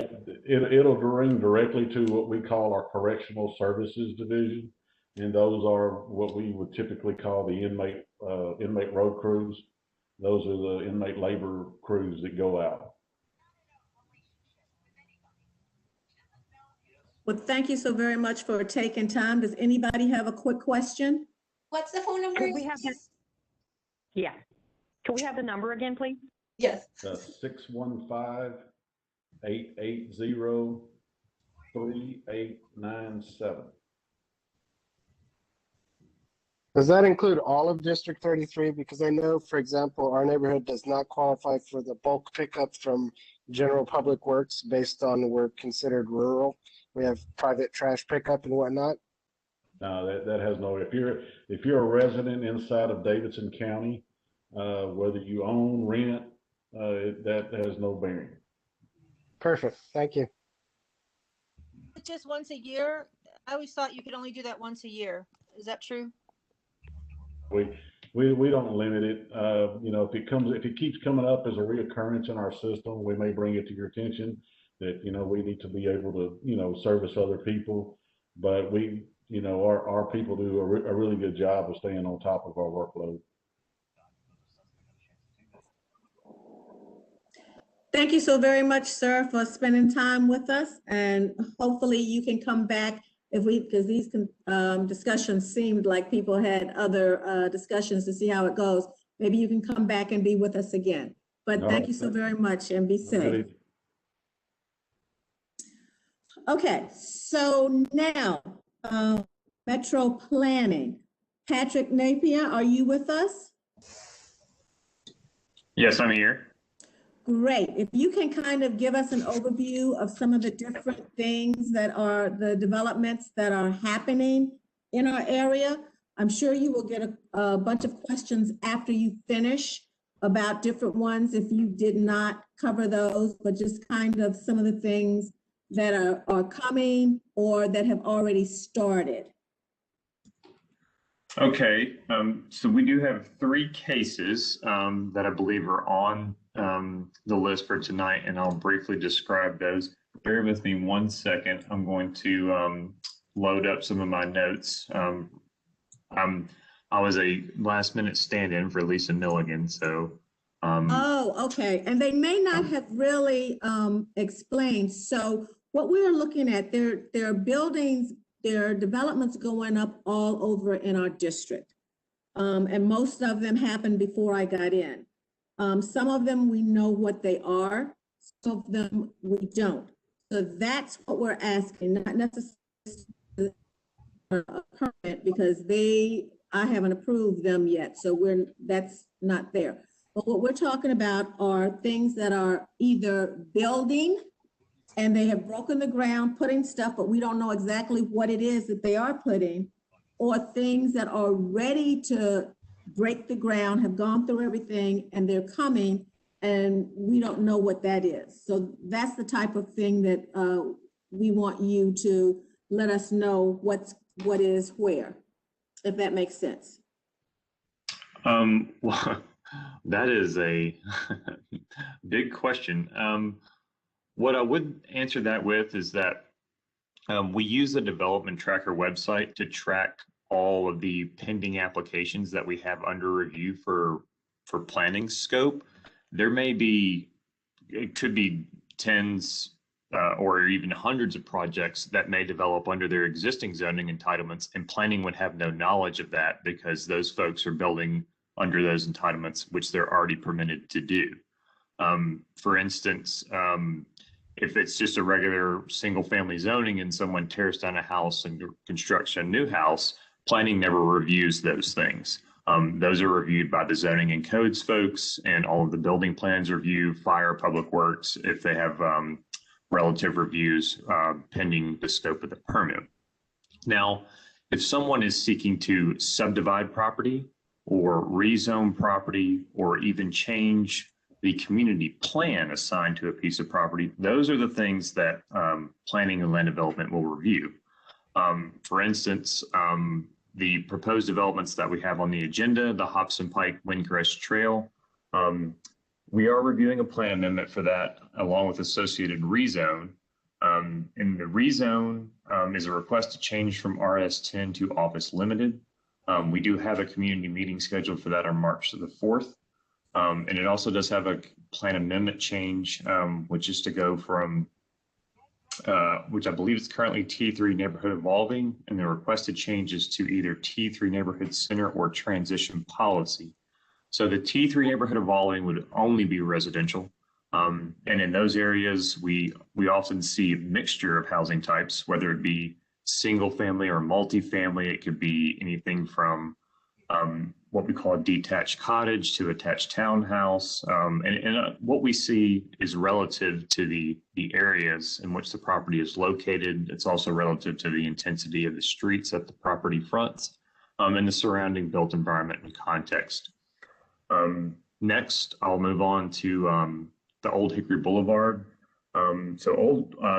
This is 12610 Old Hickory Boulevard. We have received an application to rezone this site, and that was submitted in late 2019. The request was to move from what we call AR2A, which is agricultural and residential, and allows 2 units, and that requires a minimum lot size of 2 acres. And that request was to go to industrial warehouse. The land use policy is meant to support industrial uses. Public Works requested a traffic impact study, and it doesn't appear that we've received that according to the notes in our records. So we do have some notes in our system that say a specific plan may have been discussed, but we have not seen an application for a specific plan yet at this location.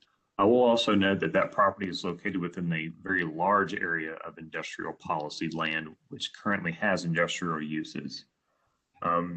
Next, 3142 Old Franklin Road.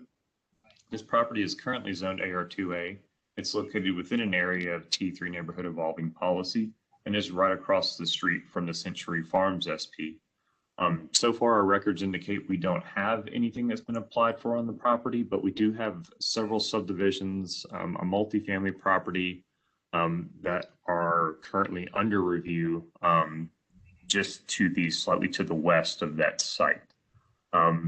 Depending on what they apply for, it's likely that planning could support a mixture of uses, whether it be single family on single family lots or multifamily, or any mixture of those things within a single property.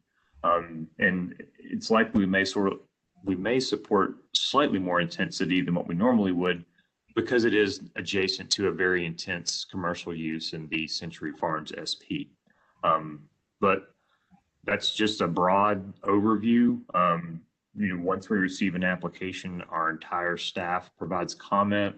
We have several meetings about it internally. We often ask that those applicants have more than one community meeting to engage the community at large.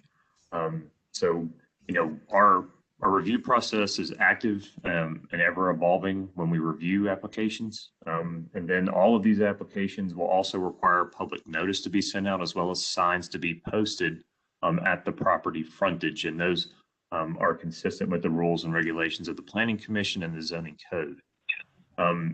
So those were the things that I had notes prepared for.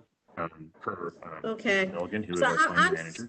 I'm so sorry. I'm so sorry, Patrick. Evidently, we got my ask and what you prepared for wrong, because that is what you went over is here tonight. So they'll be able to answer their own questions. Who do I then make sure that I have on here? Let me give you an example. I have been asked, and it's not my district, but it's right across the street. I have been asked what is going up at the corner of Hobson and Murfreesboro Road. It's a huge something going up back over there that is already had ground breaking, and they're already started to build. So who, if not you, is it zoning, do I need to get for places like that where we need to say, this is going up there, what is going up? So that would be zoning and codes. If they are constructing at that level, then they should have already issued a grading permit, as well as their building permits are likely under review, as well as life safety plans. Any sort of traffic impact studies would have likely been reviewed and approved. Okay. If you happen to have an address, I can research our records really quickly. I've got what that corner is. It's Hobson and Murfreesboro Road. It's right behind that service station. I don't have what that is.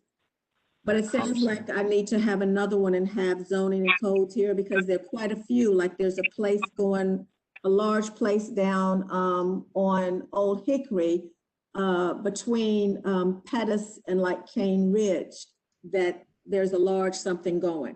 Those are the type of things that I wanted to be able to ask, what is going up over there? The housing development, I can see that, but to have some specifics around it. Okay, so I'm looking at Hobson and Murfreesboro now, and so are we talking catty corner to what used to be Starwood? Yes, I believe so. It's huge.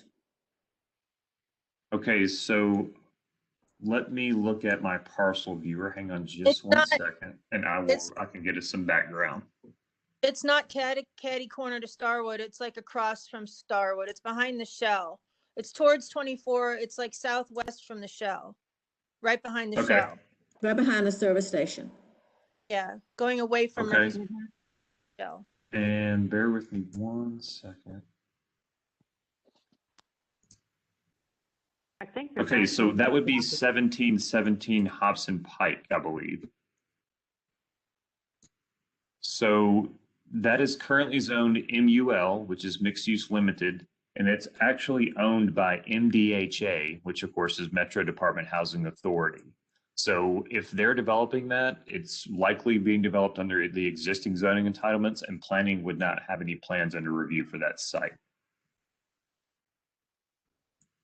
Okay, so I need to get zoning and codes on, because then they can give us some specifics about what's going up different places. Yes, and I will say that Sounds like that's what I hear. We do have an application for a property just to the south of that, which fronts Hobson Pike. And that's at 0 Hobson Pike. And I have a final site plan that was just received for review. And they will be building new public streets within that site and attached townhomes, which they are developing under the existing zoning entitlements of MUL, and they did not rezone that property to do so. Oh, so explain that again then, because if they didn't have to rezone, they didn't have to come up to me, because I was just getting ready to say, I haven't approved that. So it sounds like it doesn't have to go through the council. So yes, would you please explain what that is then? Right, so it was a regular subdivision. So it started as a concept plan, and I believe they're creating 3 lots. And so they will be building out public streets to make a connection to the existing development to the south. And that is addressed as 1605 Hobson Pike, or just past that. So that's a large, looks like multifamily. So they will be making a connection there. And yes, so this site has been zoned MUL since 2003. So that's the only zoning record that I have for this site for MUL. And so they came in with a concept plan to create their lots. I believe that was about 6 to 9 months ago, which was approved by Planning Commission. And their final site plan is now under review. And so final site plans are reviewed by Public Works, Stormwater, Metro Fire, Planning, and Metro Water. And so this is where they have all of their technical documents reviewed to make sure that they're accommodating required stormwater runoff, that all the water and sewer infrastructure is meeting the proper slopes. They're making Public Works is looking at how the public streets will be constructed, making sure the curb and gutters are correctly installed and constructed, making sure the sidewalks and all the other associated infrastructure. They're also working with NES to get their power put to the site. So all of those things happen simultaneously during the final site plan review. And so final site plans are administratively reviewed, that they do not go back to a public hearing.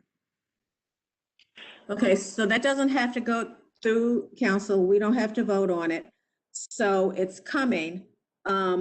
2 things. One, can you help me understand more specifically where that is?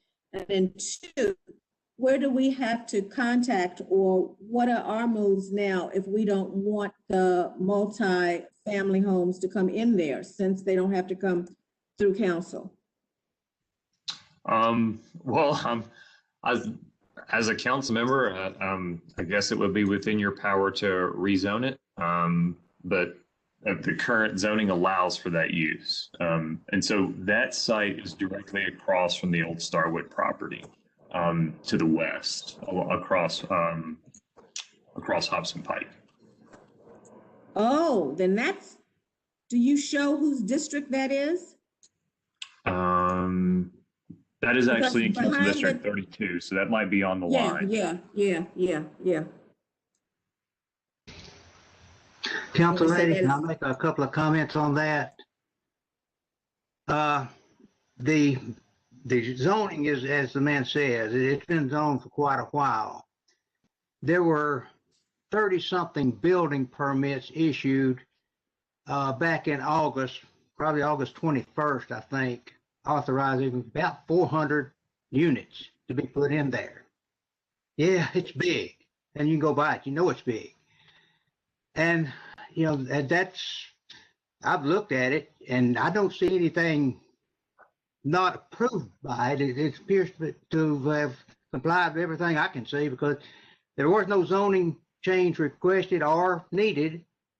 They got the building permits, and like I say, there's 30-something building permits, and you can see those on the internet.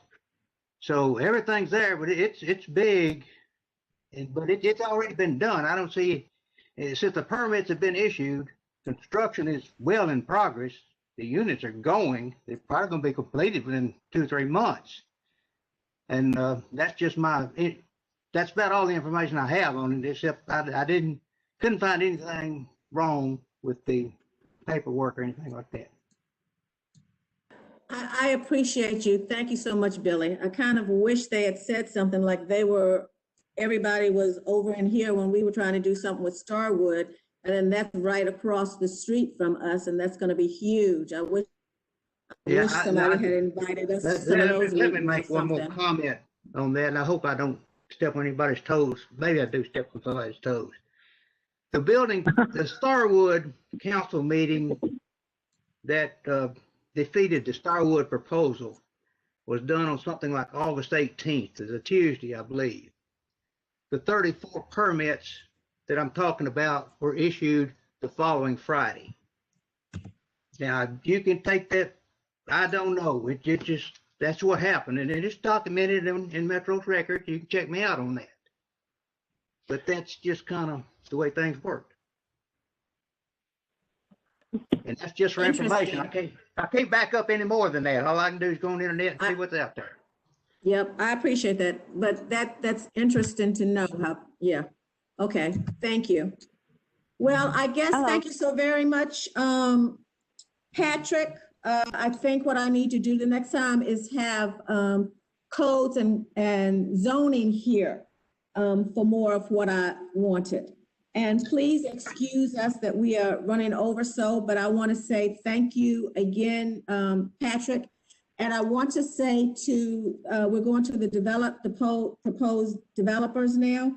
And I know you don't have much time. I know 2 have already presented. So I would say if you would just please very fast do your any changes or updates that you are doing. And then we have the one at 12610 and 12622. Most likely will come back again, because I know that we are not going to have enough time to fully discuss that, because we're past our time. We're not going to stay on here all night. But I will say for that one, if you weren't in here when I first started, what I said was this is your time to look at, and you should have been emailed information about that one. And if you were not, then at the end of this, give that to Rosie if you're not on my database, because we are trying to send out the information ahead of time. So you will have it to look at it, and then offer changes or maybe something new that you think will help this fit into the community, or what needs to be a fit for our community, or that type of thing. Don't just look at it and say, these are more things coming. Oh no, make it look what you want it to look like. And it may be that the developer hadn't even thought about it. You may think of something that might fit better that may not even be homes. That's your time to talk. So I'm going to turn it over. I'm going to stop talking now and ask the church, let's see, Miss Sarah, if she is on there, to go ahead and get started. And then I'm going to ask you all just to go. I want to introduce you all just when you finish, and that we can go on and hurry up. Okay, Sorry. all right. Thank you, Councilwoman Lee. It's good to see you. Thanks for having us here again. Yeah, as you mentioned, we were here last November. We kind of gave the outline of what we were planning to do with Resurrected Church. So I'm going to go through these slides pretty quick. In fact, Patrick even kind of alluded to what I was going to share today. When we first proposed this back in November, it was really just the church. And so I'm going to kind of go to this real quick on our project description. You know, the intention at the place of worship, there is going to be a childcare facility, a place for public gatherings such as community and government meetings, celebrations, and more. What's changed is that second level above the childcare facility. We would like to use that as some office space. And since we don't need it for the full church or for the full daycare, this could be leasable space. And that required us to go through the process of updating the community plan amendment. And then also subsequently has required us to go through a rezoning. So as Patrick alluded to, we're presenting that next week. So thanks for the introduction for us. In fact, the folks on this call in the community may have already received our postcard because it does happen next Thursday. Those that kind of live in this area that's impacted by this project. So that is forthcoming, and we thought this is a great time for us to connect with your community district meeting to let you know what's coming. And just as a refresher for those that haven't seen this or that have seen this, or for those that are seeing this for the first time, this is our preliminary site layout. You can see Hudson Pike here on the left, and then Windcrest Trail, the neighborhood kind of starting right here. So this is kind of the layout. It is kind of an odd shaped a lot, but our architect who's on the call, Tim Lamb, has done a great job of making good use of the space. You'll see a lot of greenery is added, and again, the facade is an area, we do have some pictures in our appendix that kind of shows a couple of the concepts. Okay. All right, and then next is just as a quick snapshot of the parcel viewer. You could see, as Patrick had mentioned previously, we have here the T3NE, which is that kind of lighter tan color. This is our lot right here. And across the street is an example of one that's a T3NC, which is the Suburban Neighborhood Center, which is what we're going to. So I have a slide here that kind of shows the from to. So our proposed change for the community plan or the community character amendment is from Suburban Neighborhood Evolving, T3NE, to T3NC and or transition policy. I have the descriptions on each of these, but you can see that it's just really a transition to more commercial and mixed use. Again, as well with that transition policy as a potential, because they did add this, the recommendation was either or both potentially. So that is the change for the community character amendment. If you guys need more detail, we have provided it here in the slide. And then the current land use policy does not support the OL zoning. Therefore, this change in land use policy has been requested. So we are going from an RS10 zone change request with single family residential to office limited. And I have just a high level description from the Metro Planning site here. The intention of this space, as we had previously mentioned, is to use the second level that's above the child care center. And in fact, maybe this is a good time. I know I'm going through this really quick, but this is a good time to show you more of the visual of the space. Here we have a licensed child care center up to 90 children from infant to pre-K. And then we have a second floor space that is intended for office use. Currently there is a medical aid company that may be using this space, more of an office space. And so that is the intent, to use that, and it would be leasable space. And so that has required us to go through this zoning change. So that is probably the biggest thing that's changed for us, is really kind of revamping the, relooking at the community character policy, and then the subsequent zoning change that was a result of this. So I went through that really quickly. I do have additional slides, but I know we don't have time to talk through it today. But I did put them in the appendix. The council office does have a copy of the presentation. I know it was quite large, so when they tried to send it, it might have been difficult to have sent out. But if you guys need anything, I have my email is right here on the screen. My name is Sarah Kavanaugh. You can reach out to me at my email if you would like more information from us. We also have Pastor Poby is on the call as well. He is the pastor of Resurrected Church. Feel free to research, information, the background about Resurrected Church and what they've done in the community. They do have a current church in the community as well, so be happy to do that. And then we also had Tim, our architect, on the call, Bert and Sam from CEC. They are a consultant helping us with the civil engineering aspects. They've been great to work with and have helped to get us this far. So, any questions? Yes, can we take a couple of questions really quickly? Melissa? Yes, a question for her. Would you still build the church even if it doesn't get rezoned for office space? Yes. Yes. Okay. Yep. Thank you. Yep, you're welcome. I have another question quickly.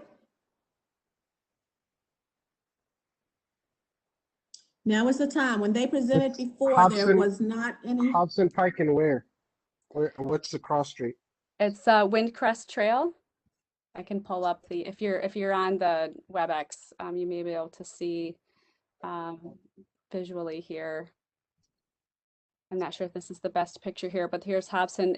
The Dollar General is right up the street. I think it's a Dollar General or Dollar Tree is on this corner here.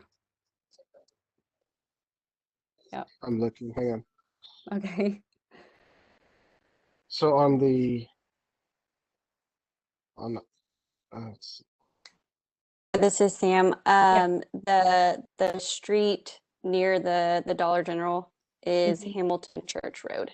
Okay, thank you. Oh, okay. I know exactly what you're talking about. Yep. So how can you contribute to? We've just had discussions about safety in this area and the limitations of the police officers, and you're proposing that we bring the church, which great. I'm fully supportive of the church, but the additional space for office use and additional traffic and things of that nature, how can you contribute to the safety of our neighborhood? I mean, we're bringing more and more traffic and people into the neighborhood and attracting more people, but yet we're not increasing our safety. Boy, that's a great question for the community in general. And I think having, the district office and several others who have joined us on this call today are obviously involved in this, holistically, right, and supporting the community. And having a church is a safe place, right? It's a safe haven. The intent we have, from a traffic perspective, we know that was a concern that we had talked about from a safety perspective. And I'm going to pull up this slide here because we had previously talked about some traffic mitigations. So we have on the building grounds, it has dual two-way driveways, so that would ease congestion for cars getting backed up, say for childcare pickup times, or for getting parking going, right, for church. They do have adequate parking throughout the site. You can see, maybe not on this particular slide here, but there are, and Tim, if he can speak up here about the number of spaces, we are meeting the threshold for the number of spaces for the size of the lot. We will also have 3 services on Sundays, so you're not getting, slammed with one major service with traffic being backed up. That will be, kind of spread out over 3 services. And then we've also will be working to have off-duty officers on site to help with traffic control. So those are things that we're doing from, kind of a physical safety perspective. And then obviously having, the childcare facility and having that secure, in a secure area in the back of the premises, and following that, what is required for a licensed childcare facility. Does that help answer at least some of your concerns or your question? Yeah, it does. It does. I brought it up because there's 2 other churches within a block of there, and then there's another one within a half a mile of there down the street. That's why I brought that up. Yeah. Okay. That's good perspective. Thanks for sharing that. Were you having to do any improvements on Hobson or turning lanes from the other way off of Hobson? You know, I'll defer that question maybe to Bert or Sam from CEC. I know we have talked about this, and I know there may be some other plans, future plans for Hobson Pike, but I'm not privy to what those are. Maybe Bert, if you are still on the call. Yeah, I'm here. I can speak to that. Okay. It hasn't been a requirement from Metro's perspective as far as the amount of cars that are projected to leave the facility. So one thing we are doing, we are dedicating a certain amount of right of way to Hobson Pike in the event of a future future widening if it's ever needed. Also, we're installing sidewalks along the front of Hobson Pike. That's a Metro requirement too. So walkability will improve a bit. But as far as when the traffic studies are required, the amount of traffic that we're projected to add to the area doesn't meet that threshold where Metro wants us to study it really in depth. But as Sarah said, with the three separate services, the amount of parking required there, it doesn't necessarily mean that we're going to have, hopefully for Pastor Colby, that we'll have a packed house every time. But I'm not, that's not what the size of the church is kind of sets what the number of parking spaces is. Okay, thank you. I think there was one other question. A young lady was getting ready to ask a question. Thanks. I was just wondering, how many members does this church have and where is it moving from? Let me see if I have the current address on the screen here. Let's see, its current location is 2816 Lebanon Pike in Nashville. Okay. And if Pastor Poby's on the line, if he is able to speak, he can tell us how many members he currently has. Yeah, we are located at Davidson, Nashville Airport, and our members is about 400 now. But we do 2 services, so we are planning that when we move to a new place, it might increase, and therefore we will try to do 3 services, and to just get the people and also give people opportunity to choose the services they want and to minimize the traffic. Thank you. Can I ask one question? Sure. Real quick, sorry. I'll be quick. So I'm trying to ensure that I heard you guys correctly. So within your plan, there's no improvements that will be done to the overall infrastructure on Hobson Pike. So no turning lanes. The street will still be a two-lane highway. Well, that hasn't been determined. We haven't submitted formally to Metro Public Works for that. They may require a turn lane. That wouldn't be out of the question for them to require that. We don't know at this time yet. All we can say is that the projected number of parking spaces and traffic we'll have wouldn't typically warrant a wholesale road widening for that. But we'll find out after submittal to Public Works. But the amount of traffic that's foreseen for this that wouldn't typically be seen as a big game changer in the area. But for people living there, everything makes a difference to you for sure. Yeah. But the projected number doesn't meet the thresholds that Metro typically requires something larger to review.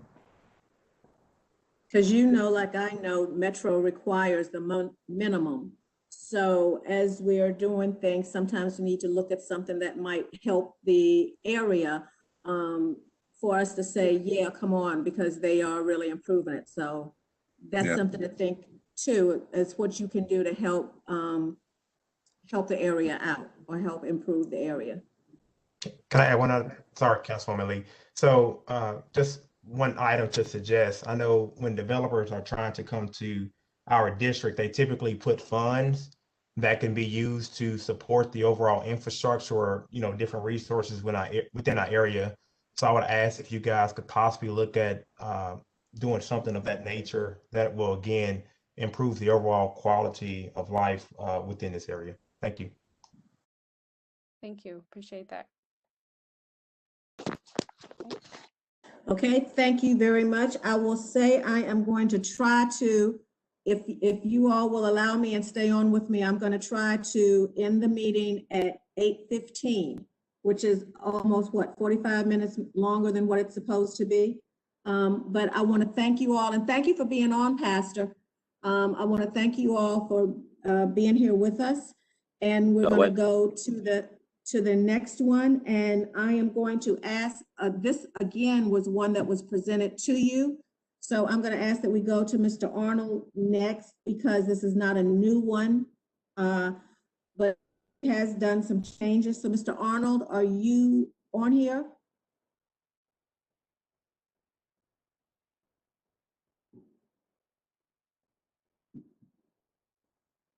Yes, I am on. Can you guys hear me? Okay. Good. I would probably need Roseanne to do a screen share, which I think she just did. You guys can see that there? I shared the Ms. screen. Rosie, can you? Okay. Is it on now? There we go. Yes, it is. Okay, great. So this is for 314-420 Franklin Road, same one we talked about before.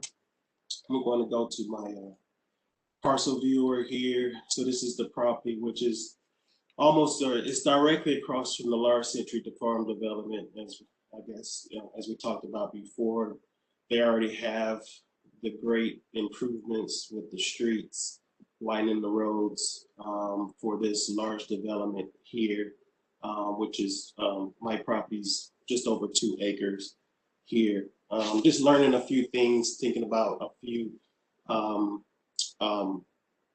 choices we can make to make the community better, and also have this property be sufficient and great for just to basically get a win-win for everybody. So we've come up with a solution to do a AAA commercial property, approximately 80,000 square feet of conditioned storage. So you're the new multi-level storage facility that we have, that you see going around different areas from Brentwood to all over the place. Your multi-level, high-end finished storage facility with brick, metal, high-grade exterior finishes. Security-wise, key coded gate entry, of course. So there's very low traffic to these type of facility. It's going to be fully fenced all the way around the storage portion of the building there, because we are going to offer some retail as well on the front, and we'll get to that in a minute. This is kind of a visual of what we're looking to do on that property. Again, considering a 3 all interior storage units, so not your old school outdoor looking garage doors where people are pulling things out. You can see trash everywhere and all that. Your fully finished interior conditioned units for all the community to use, the development to use, help legitimate high trash or storage for apartment complexes that's going over across the street from the Century Farm development. I think they got another approval, another 300 condo units as well. As far as the retail, will be on the front here, 4 to 5 units consisting of different, 1,500 square feet to 2,000 square foot. And we're basically going to focus on your low traffic retail with my retail real estate agent, your Subways, your State Farm Insurance, your Papa John's, Domino's, because those are more takeouts and not your sit down type restaurants, which creates a lot of parking and things like that. Your sports clubs, your Postal, Baskin Robbins, small traffic retail things that's going to be advantageous for the community, but not create a large amount of traffic, which is what I hear is the main concern for this area. So not small neighborhoods in service for the Crane Ridge community and workforce, because there are going to be a lot of workforce with the Century Farm Development. You have the crossings, which have numerous new corporate campuses and all that as well. So we're just servicing those 500 doors approved that's coming that the planning guy mentioned, condos that's coming in Cane Ridge area and Antioch area as well. And again, focus on those lease agreements with low traffic, the high demand retailers. Advantages, very low traffic, private gated entry for security.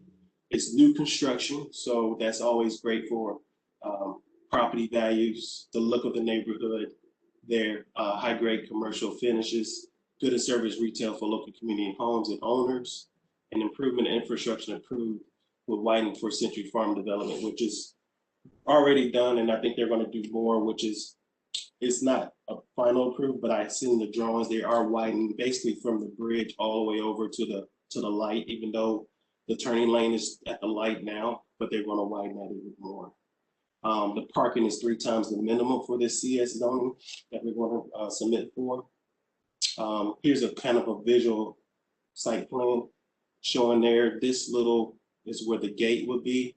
And from this all the way around this perimeter, we'll have a fence that will block that in. So this will be only the retail area for parking here and your security here. And again, this is a multi-level, fully conditioned storage facility on this site there. So just a quick synopsis of it, just trying to hit all those points of, again, creating low traffic, something that's going to be really good for this side of the community. I don't think there's really any storage facilities that's on the Cane Ridge side. And also, you know, having that high grade finish look too. And that's pretty much it. Any statements or questions, just let me know. Okay, so this has been a change to what was before. So he will be back to you again, but right quickly, do I have any questions that they want to ask of him?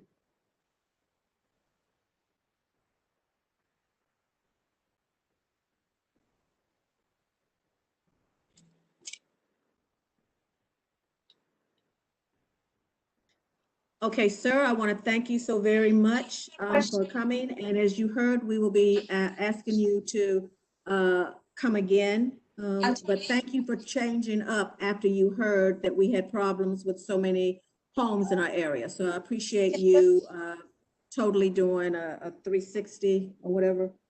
Ms. Lee, can you hear me? Yes, I do hear you. I put up my hand. Melissa?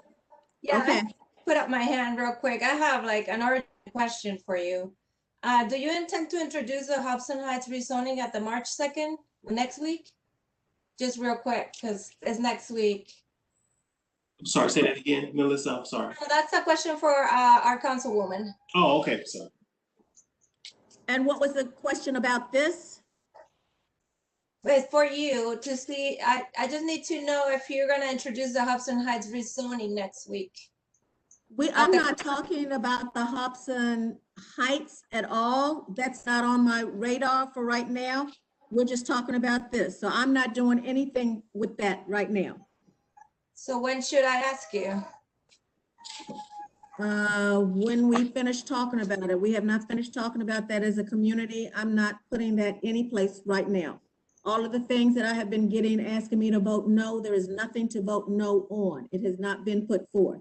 That's why I was asking if it's going to be on the council agenda next week. I have not passed it in to be on any agenda. So Okay. Getting back to this one that is on the on this agenda, but thank you for asking for that. Any more questions right quickly for this one before we go to the next one? Melissa, did you have something on this one that you had a question for?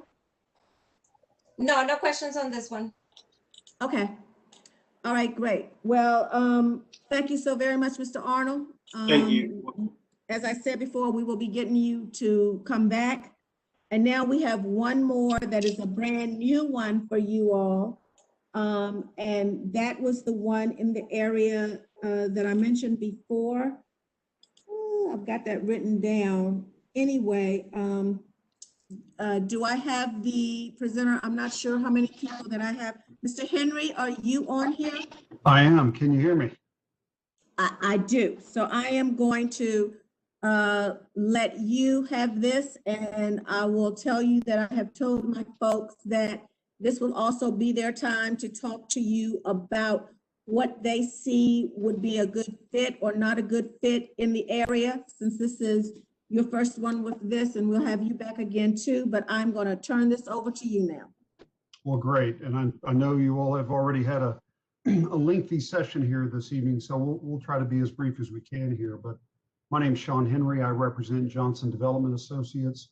They are under contract to purchase this subject property, and Andy Halligan, my client, is going to present some slides here in a few moments. But they're under contract for this property, subject to zoning approval, which is really being kicked off here with this meeting tonight. And we're happy to have many more discussions and meetings. Looking forward to having in-person meetings at some point as well. In January, we reached out to the planning department and just to confirm what the policy was for this property, and they did so. And you heard that from Patrick Napier earlier during his comments. He mentioned an application for this property. That was a prior application in 2019. Just want to make that clear. That was not my client here. That was not Johnson Development. We don't know anything about that prior proposal. This is brand new and no application has been filed. So the first step was reach out to planning. Second step was to reach out to you, Council Lady, and to kick this off with this meeting that we're having tonight. And we'll be having many more of these. At this point, I really think we probably ought to just go through these slides real quick. Let Mr. Halligan explain what it is that they're trying to do. And I also have a 2-page zoning comparison sheet. It may be too late here in the evening to really focus on it, but I think if my screen can get shared, I'll be able to pull that up after Mr. Halligan finishes. And I can just compare existing zoning permitted uses versus what is being proposed here. So Andy, I'll turn it over to you.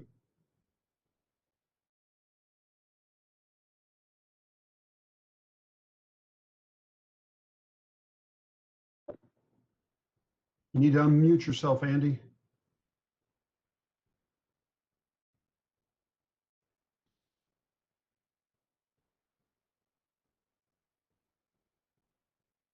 Can you hear me?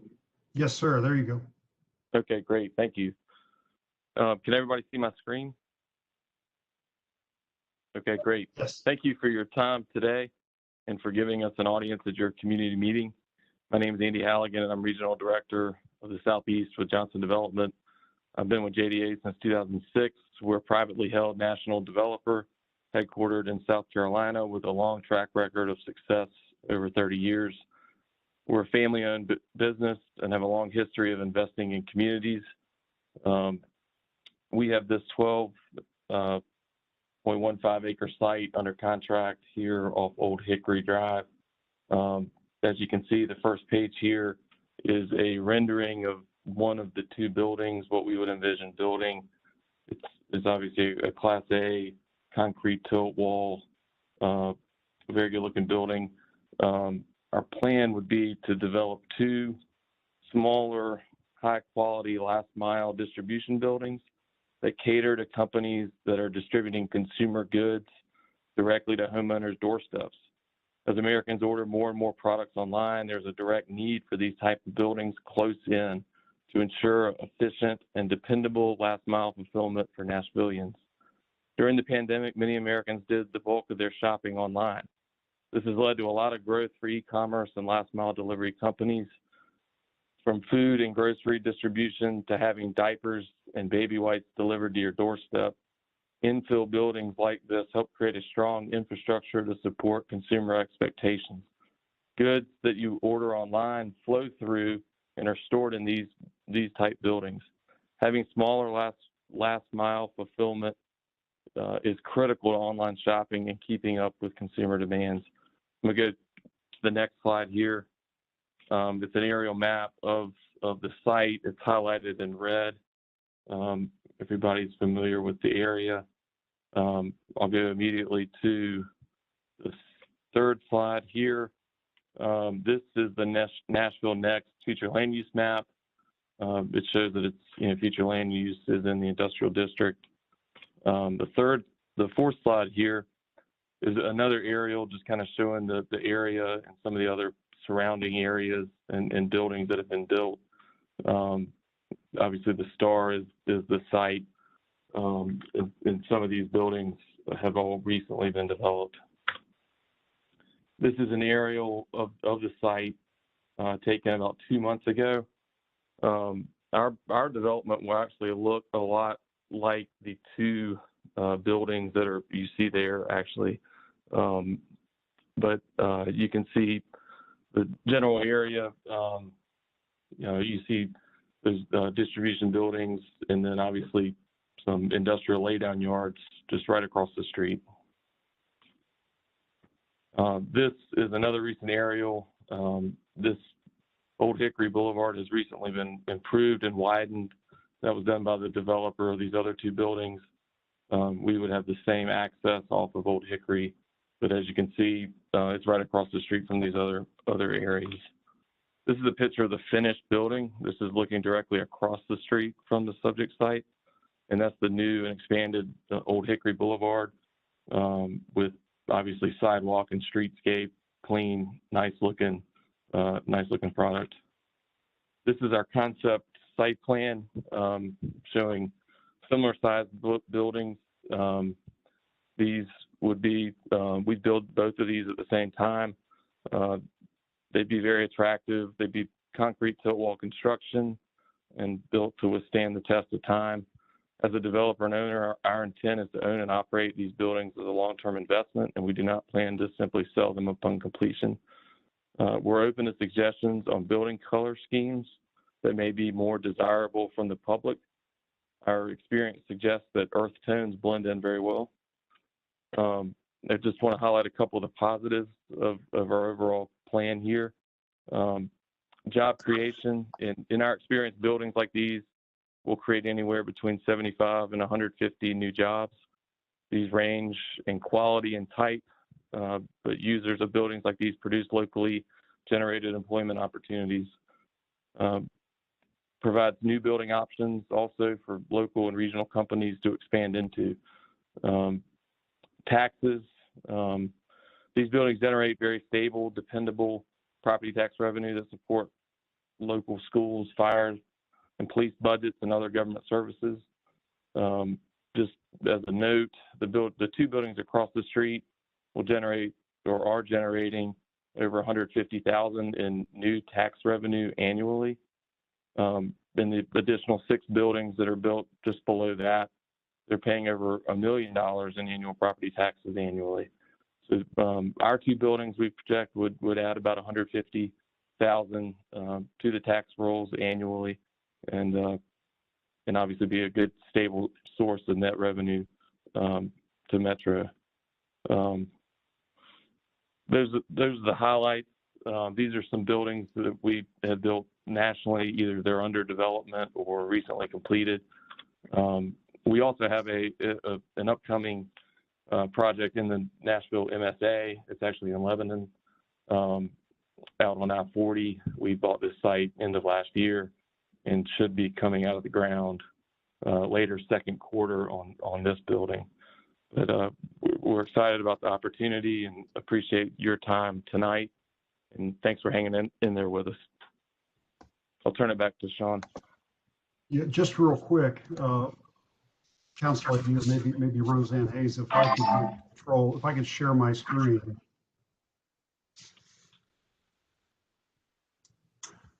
Okay. So if you all can see this is kind of a busy page, but this is simply a look at what the current zoning does allow. It's agricultural zoning presently. I think the only thing that we see is the agenda right now.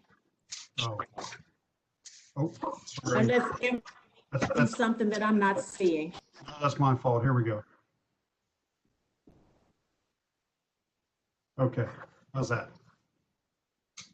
Okay, so here, this is just a comparison of the two districts The existing zoning district in the second page is the district that is being proposed here. But this is presently agricultural property. There's a range of permitted uses in the existing zoning districts. This is an all-inclusive list, so it includes things that are accessory uses, special exception type uses that the Board of Zoning Appeals would have to consider. So even though these are permitted uses, some of them would be, the SEs would require a public hearing at the Board of Zoning Appeals. The point is, I just want to provide, folks on the call with a sense for what the current land use table in the zoning code lists as land uses and land use categories that can go into an agricultural district. And then on the second page here, what Andy's team is proposing is to rezone this property, these 3 parcels, into a specific plan zoning district and limit it to a single use. And that single use would be this distributive business wholesale. You can read the definition here yourselves, but essentially it's flex office space or flex space where you have a combination of office, showroom, a storage area in the back where there may be some assembly. I had a recent client in Wilson County that built a facility like this, and they even opened up a part of it for an outlet store, a furniture outlet store. And so sometimes even the public can come to these types of facilities and take advantage of the products that may be there and available for sale. For example, I've been to another furniture outlet store once upon a time, but in any event, that's just a quick comparison. I think you might be recording this presentation tonight, so I wanted to get this in here so that people could see that. That concludes my comments, Council Lady. We're happy to answer any questions.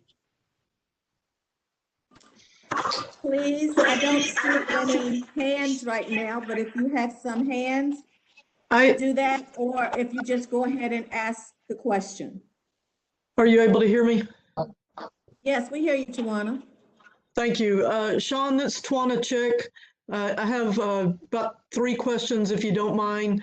One is whether the hopeful developer would be agreeable to limit the occupants so that we can exclude some undesirables.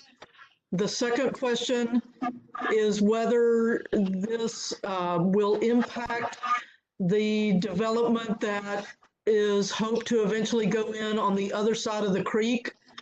And then the third question is about the creek itself on the back of the property. What kind of a buffer would be left? And then actually there's 4 questions, because the other issue that's come up previously was about improving Old Hickory out to Murfreesboro Road to encourage some of the traffic to go out that way and outbound on Murfreesboro Road, and whether this would involve improvements along that corridor. Thank you. Well, Councilor, thank you. Good to hear from you. In terms of limiting the types of occupants, I really don't know how to do that legally. Robert Stout is the real estate broker, commercial real estate broker here. He can give you an idea of the kinds of tenants that they're talking to that are looking to occupy this space. So he would be best to answer that question to give you an idea. I'm pretty sure you're going to be convinced there really aren't any undesirables that you'd be concerned about. Impact on the north side. This is a rear yard relationship. The rear property line abuts the rear yard of the property to the north with the setbacks that would be established. We don't believe there's going to be any impact whatsoever on the property to the north. Regarding that creek is along that property buffer, that property boundary. A buffer would be required along that creek. I don't know what that dimension is, but it'll have to comply, his site plan will have to comply with the stormwater regulations as part of this effort. And of course, the SP plan, the good thing about an SP is it can absolutely specify on the drawing that goes through council the treatment along that creek. So it can be very much specified and made known to everybody. Finally, on Old Hickory Boulevard, they're going to have to do a traffic impact study for this property. Any building larger than 50,000 square feet has to have a traffic impact study. So they're going to have to do that, and there's full expectation that they're going to have to widen Old Hickory Boulevard in front of their property, at least into the curve and around the curve, I don't believe they would be required to go all the way out to Murfreesboro Pike. I think that would require the acquisition of additional right-of-way. That's beyond, you know, the means of a single development. But they're also going to have not only widen the street, they have to install new public street sidewalk standards to current specifications. I don't know what that width is of the sidewalk, but there's going to be street, curb, and gutter. So the stormwater control and the pedestrian safety will certainly be addressed through this development. And you saw a photo in the slideshow indicating what the development across the street had to do. It would pretty much be mirrored on this side of the street.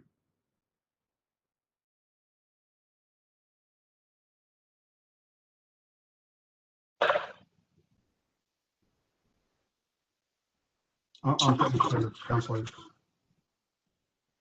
Tawana, did you have something else? And I want to hear exactly who you're talking about when you said undesirable, because depending on what it is, there is a way to word things so that certain entities or certain types of businesses or whatever don't come in. Well, what I was thinking were one group probably wouldn't be impacted by this, but we certainly want to make sure we don't end up with any discount tobacco supplying, beer supplying, et cetera, type things. But the other thing I was thinking about is some of the failures that we've had in the area where some furniture things have come and gone, some mattress stores have come and gone, and they tend to do that over and over. They're kind of cyclic. They change names and come and go.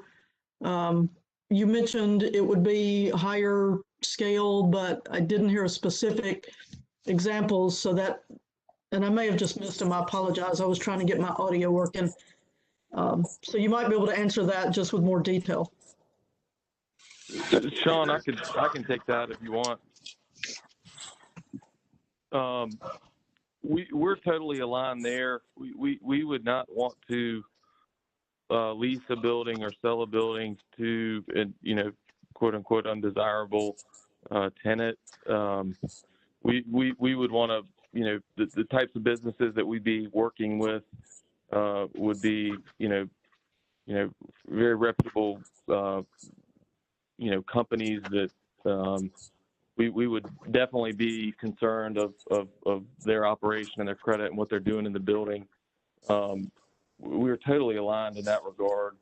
And the site plan specific restrictions relative to warehousing and storage and office would preclude a lot of what is considered undesirable, you know, that typically could be associated with a building like this. There would be some restrictions there just with the zoning.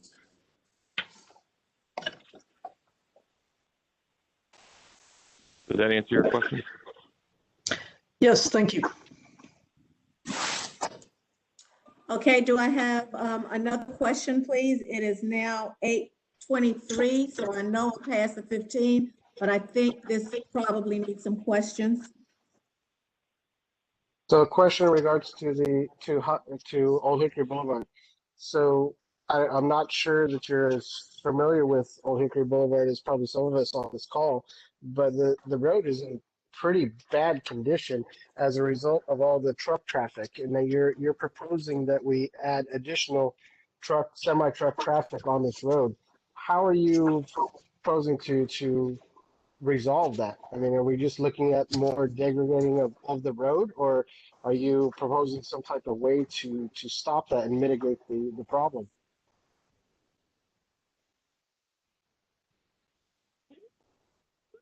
With the other development, a lot of that road has been redone. It's been expanded and repaved in certain areas. We are open to, you know, taking on additional expansion of that road. Obviously, especially in front of our property, but you know, a good road that provides good access is critical for us too. So again, we're aligned in that.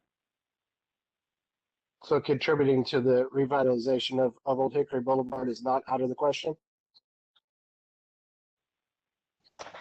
You're speaking of Old Hickory Boulevard, the fronting street for our development, correct? Correct. Yeah, over by exit 62 off of 24.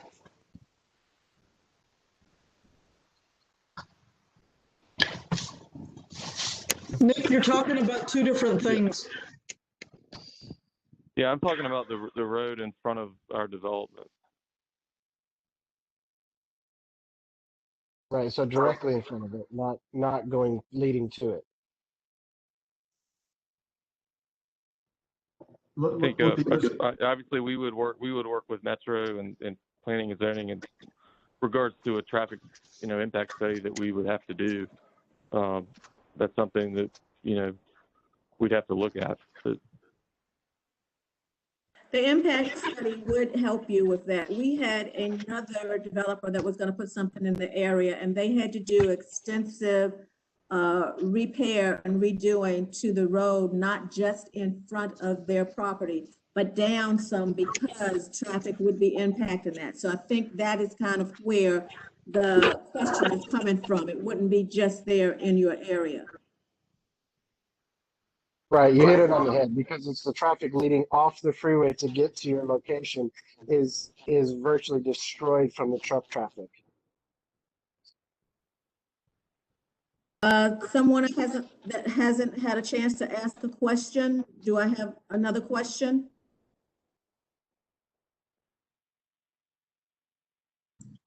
Is that about? I'm sorry, say that again. Does it have to be regarding what was just spoken about, or just in general? It is a question about this particular development that we're talking about. Okay.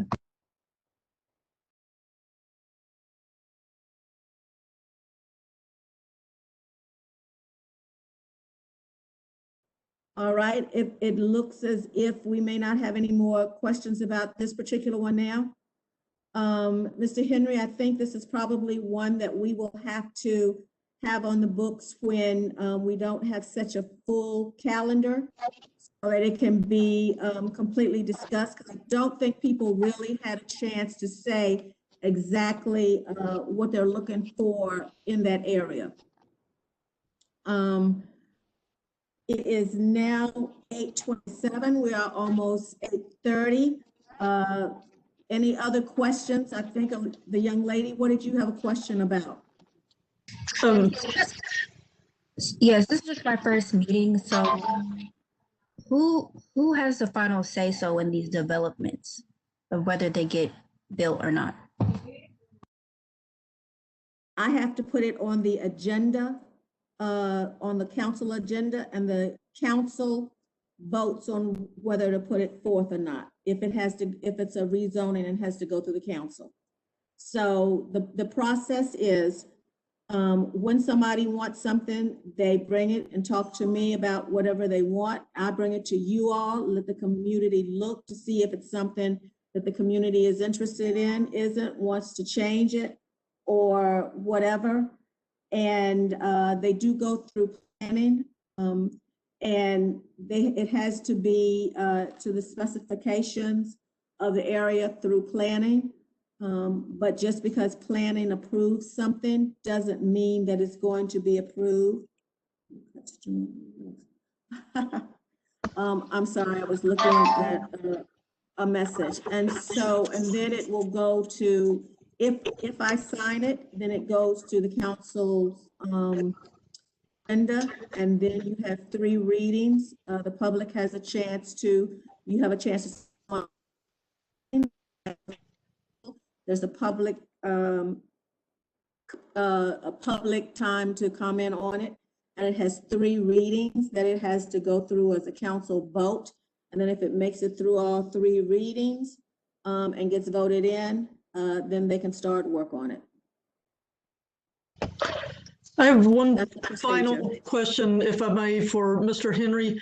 Can you advise what your hoped timeline is for these parcels? Yes, so we've actually been looking at this property now since, what, Andy, I think November. And that's about right. happy to advance the effort with the community by having sort of a regular Zoom meeting here. Council Lady, I just offer it out there. I think we'd be ready and available to set up a regular Zoom meeting, whether it's every 2 weeks, every 3 weeks, whatever you want to do.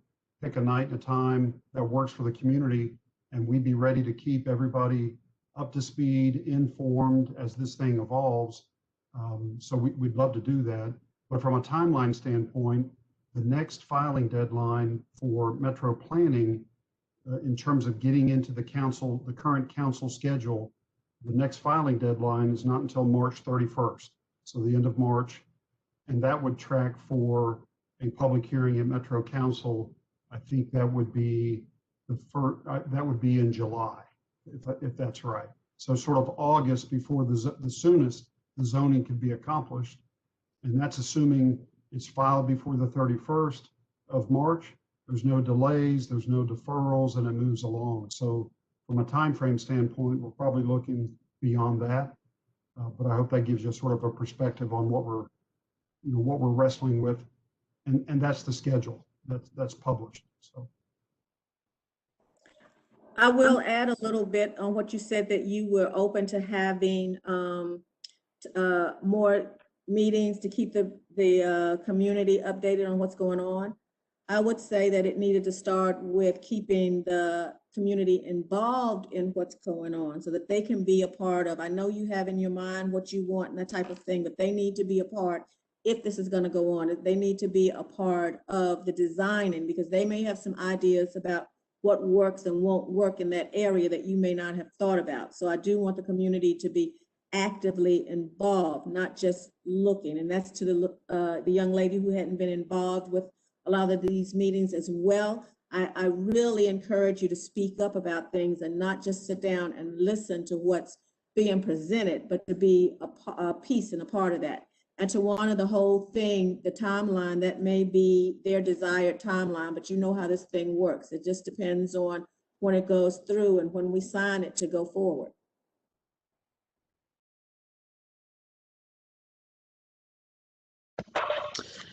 And if you're doing any closing questions, I did have a couple of questions from earlier that I couldn't get out there, and they may have been answered. So when you get ready to move past this agenda item, I have two other quick questions. Okay, I am about to now, unless, do I have more questions on this particular one? I just want to add that I'm also concerned about the trucks and the condition of the road and traffic over there. You know, what this will do to that. That's a big concern for me as well. So thanks.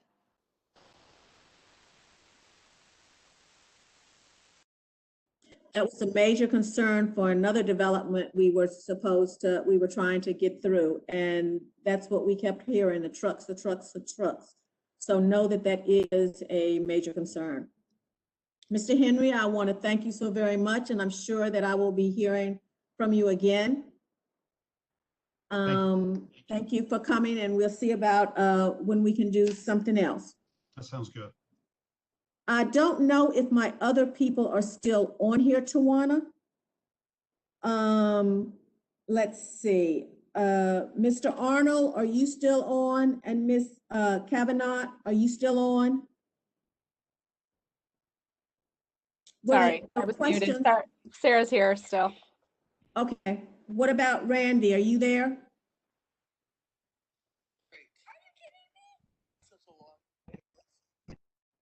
Okay, Tawana, I'll say. You may be able to, we'll see. Okay, you may be able to answer it.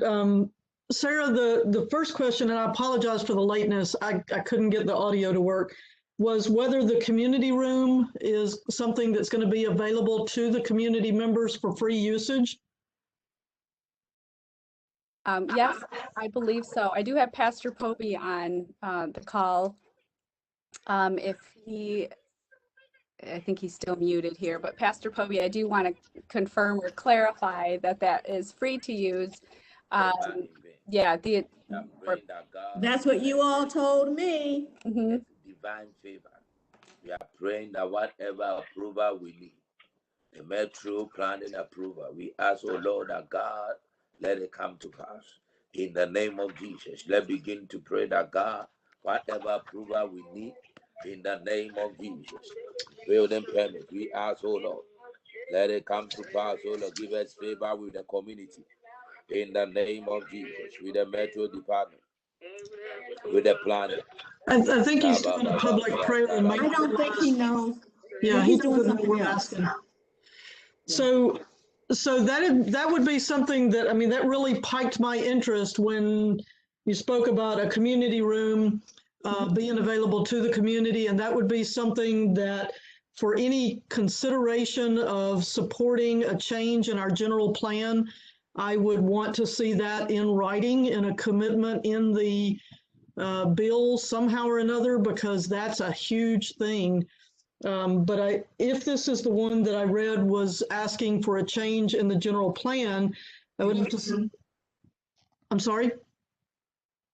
I would have to say that I would be against that because I feel like it would set a bad precedent to change the plan for one person or developer and not for others. And then the other question I had about Mr. Arnold's development that you may know, Councilwoman Lee, is whether he's going to have a meeting with the community to discuss this new plan, because this seemed completely different from what was presented in the past. Okay, so I'm sorry, you might have been off at that time or didn't hear it. He did today to show some of the things and why he changed. And then I had a conversation with him saying we would have you back. So yes, he'll be back again. Everybody that was on there, I think we asked if they could come back again, except the church, because they're kind of on their final leg. But they're going to be talking to me again, and it could be that they be back to present the final thing. So yes, Tawana.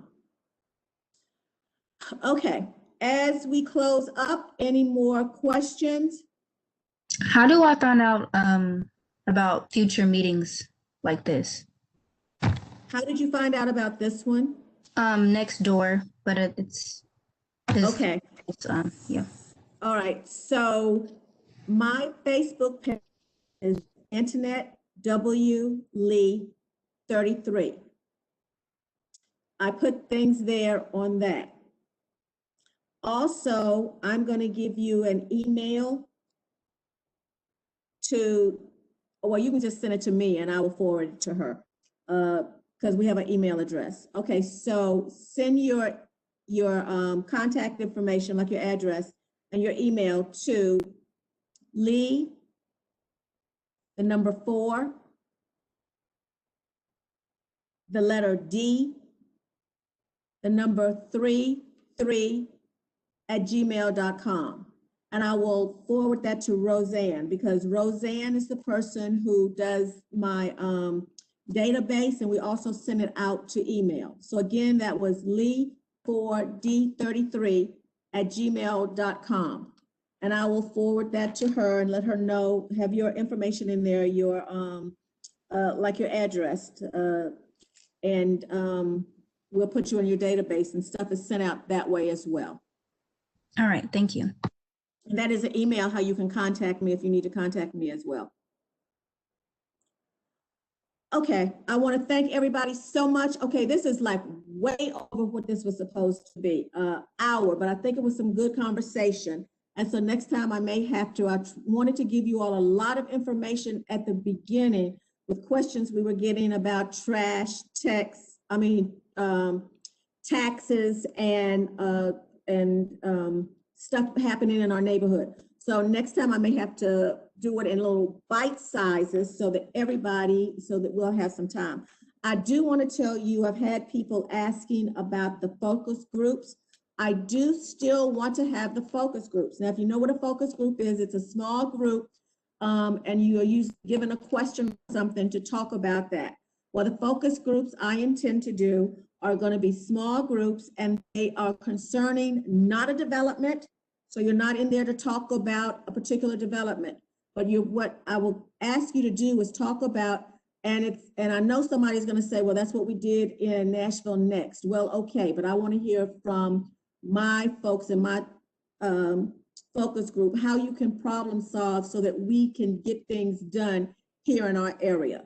And there will be several. There's not going to be just one.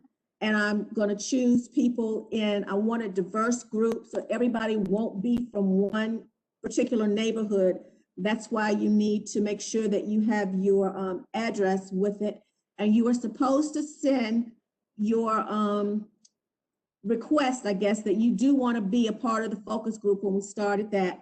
Send that to Ms. Hayes. So that's Roseanne, ROSEANNE .Hayes, HAYES @nashville.gov. And just because she's keeping those names for me, the people that are interested in the focus group. So when you do send your information in with your address, and make sure some way it says you're interested in being on the focus group. And then I'll send something to you all to let you all know when I get things final with the beautification person. That is exciting. And I'm so glad you all were here. I'm sorry that I'm talking so fast because I know it's getting late. But you all be safe. We had a warm day today, so it was pretty. You all be safe, stay masked up, and I'll talk to you next time. And thank you so very much for coming.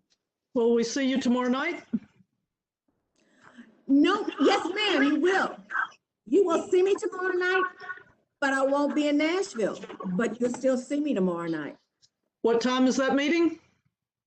I have to look on the thing and see. 6 o'clock with the state legislators and our Southeast Council representatives, and we'd love to have everybody there. What time is that again, and what is it again, so I can get it down? It's at 6 o'clock, right? And it's with the state legislators in this area. And it's on the Facebook District 33 page. I haven't tried to look anywhere else for it yet, but it's going to be an important meeting. Hope everyone can join us. Thank you for doing that announcement, Tawana. Thanks very much. Any more announcements? For the good of the order, have a pleasant sleep, everybody. Thank Good you. night. Thank you. Bye-bye. Thank you so much, Rosie. Thank you, Rosie.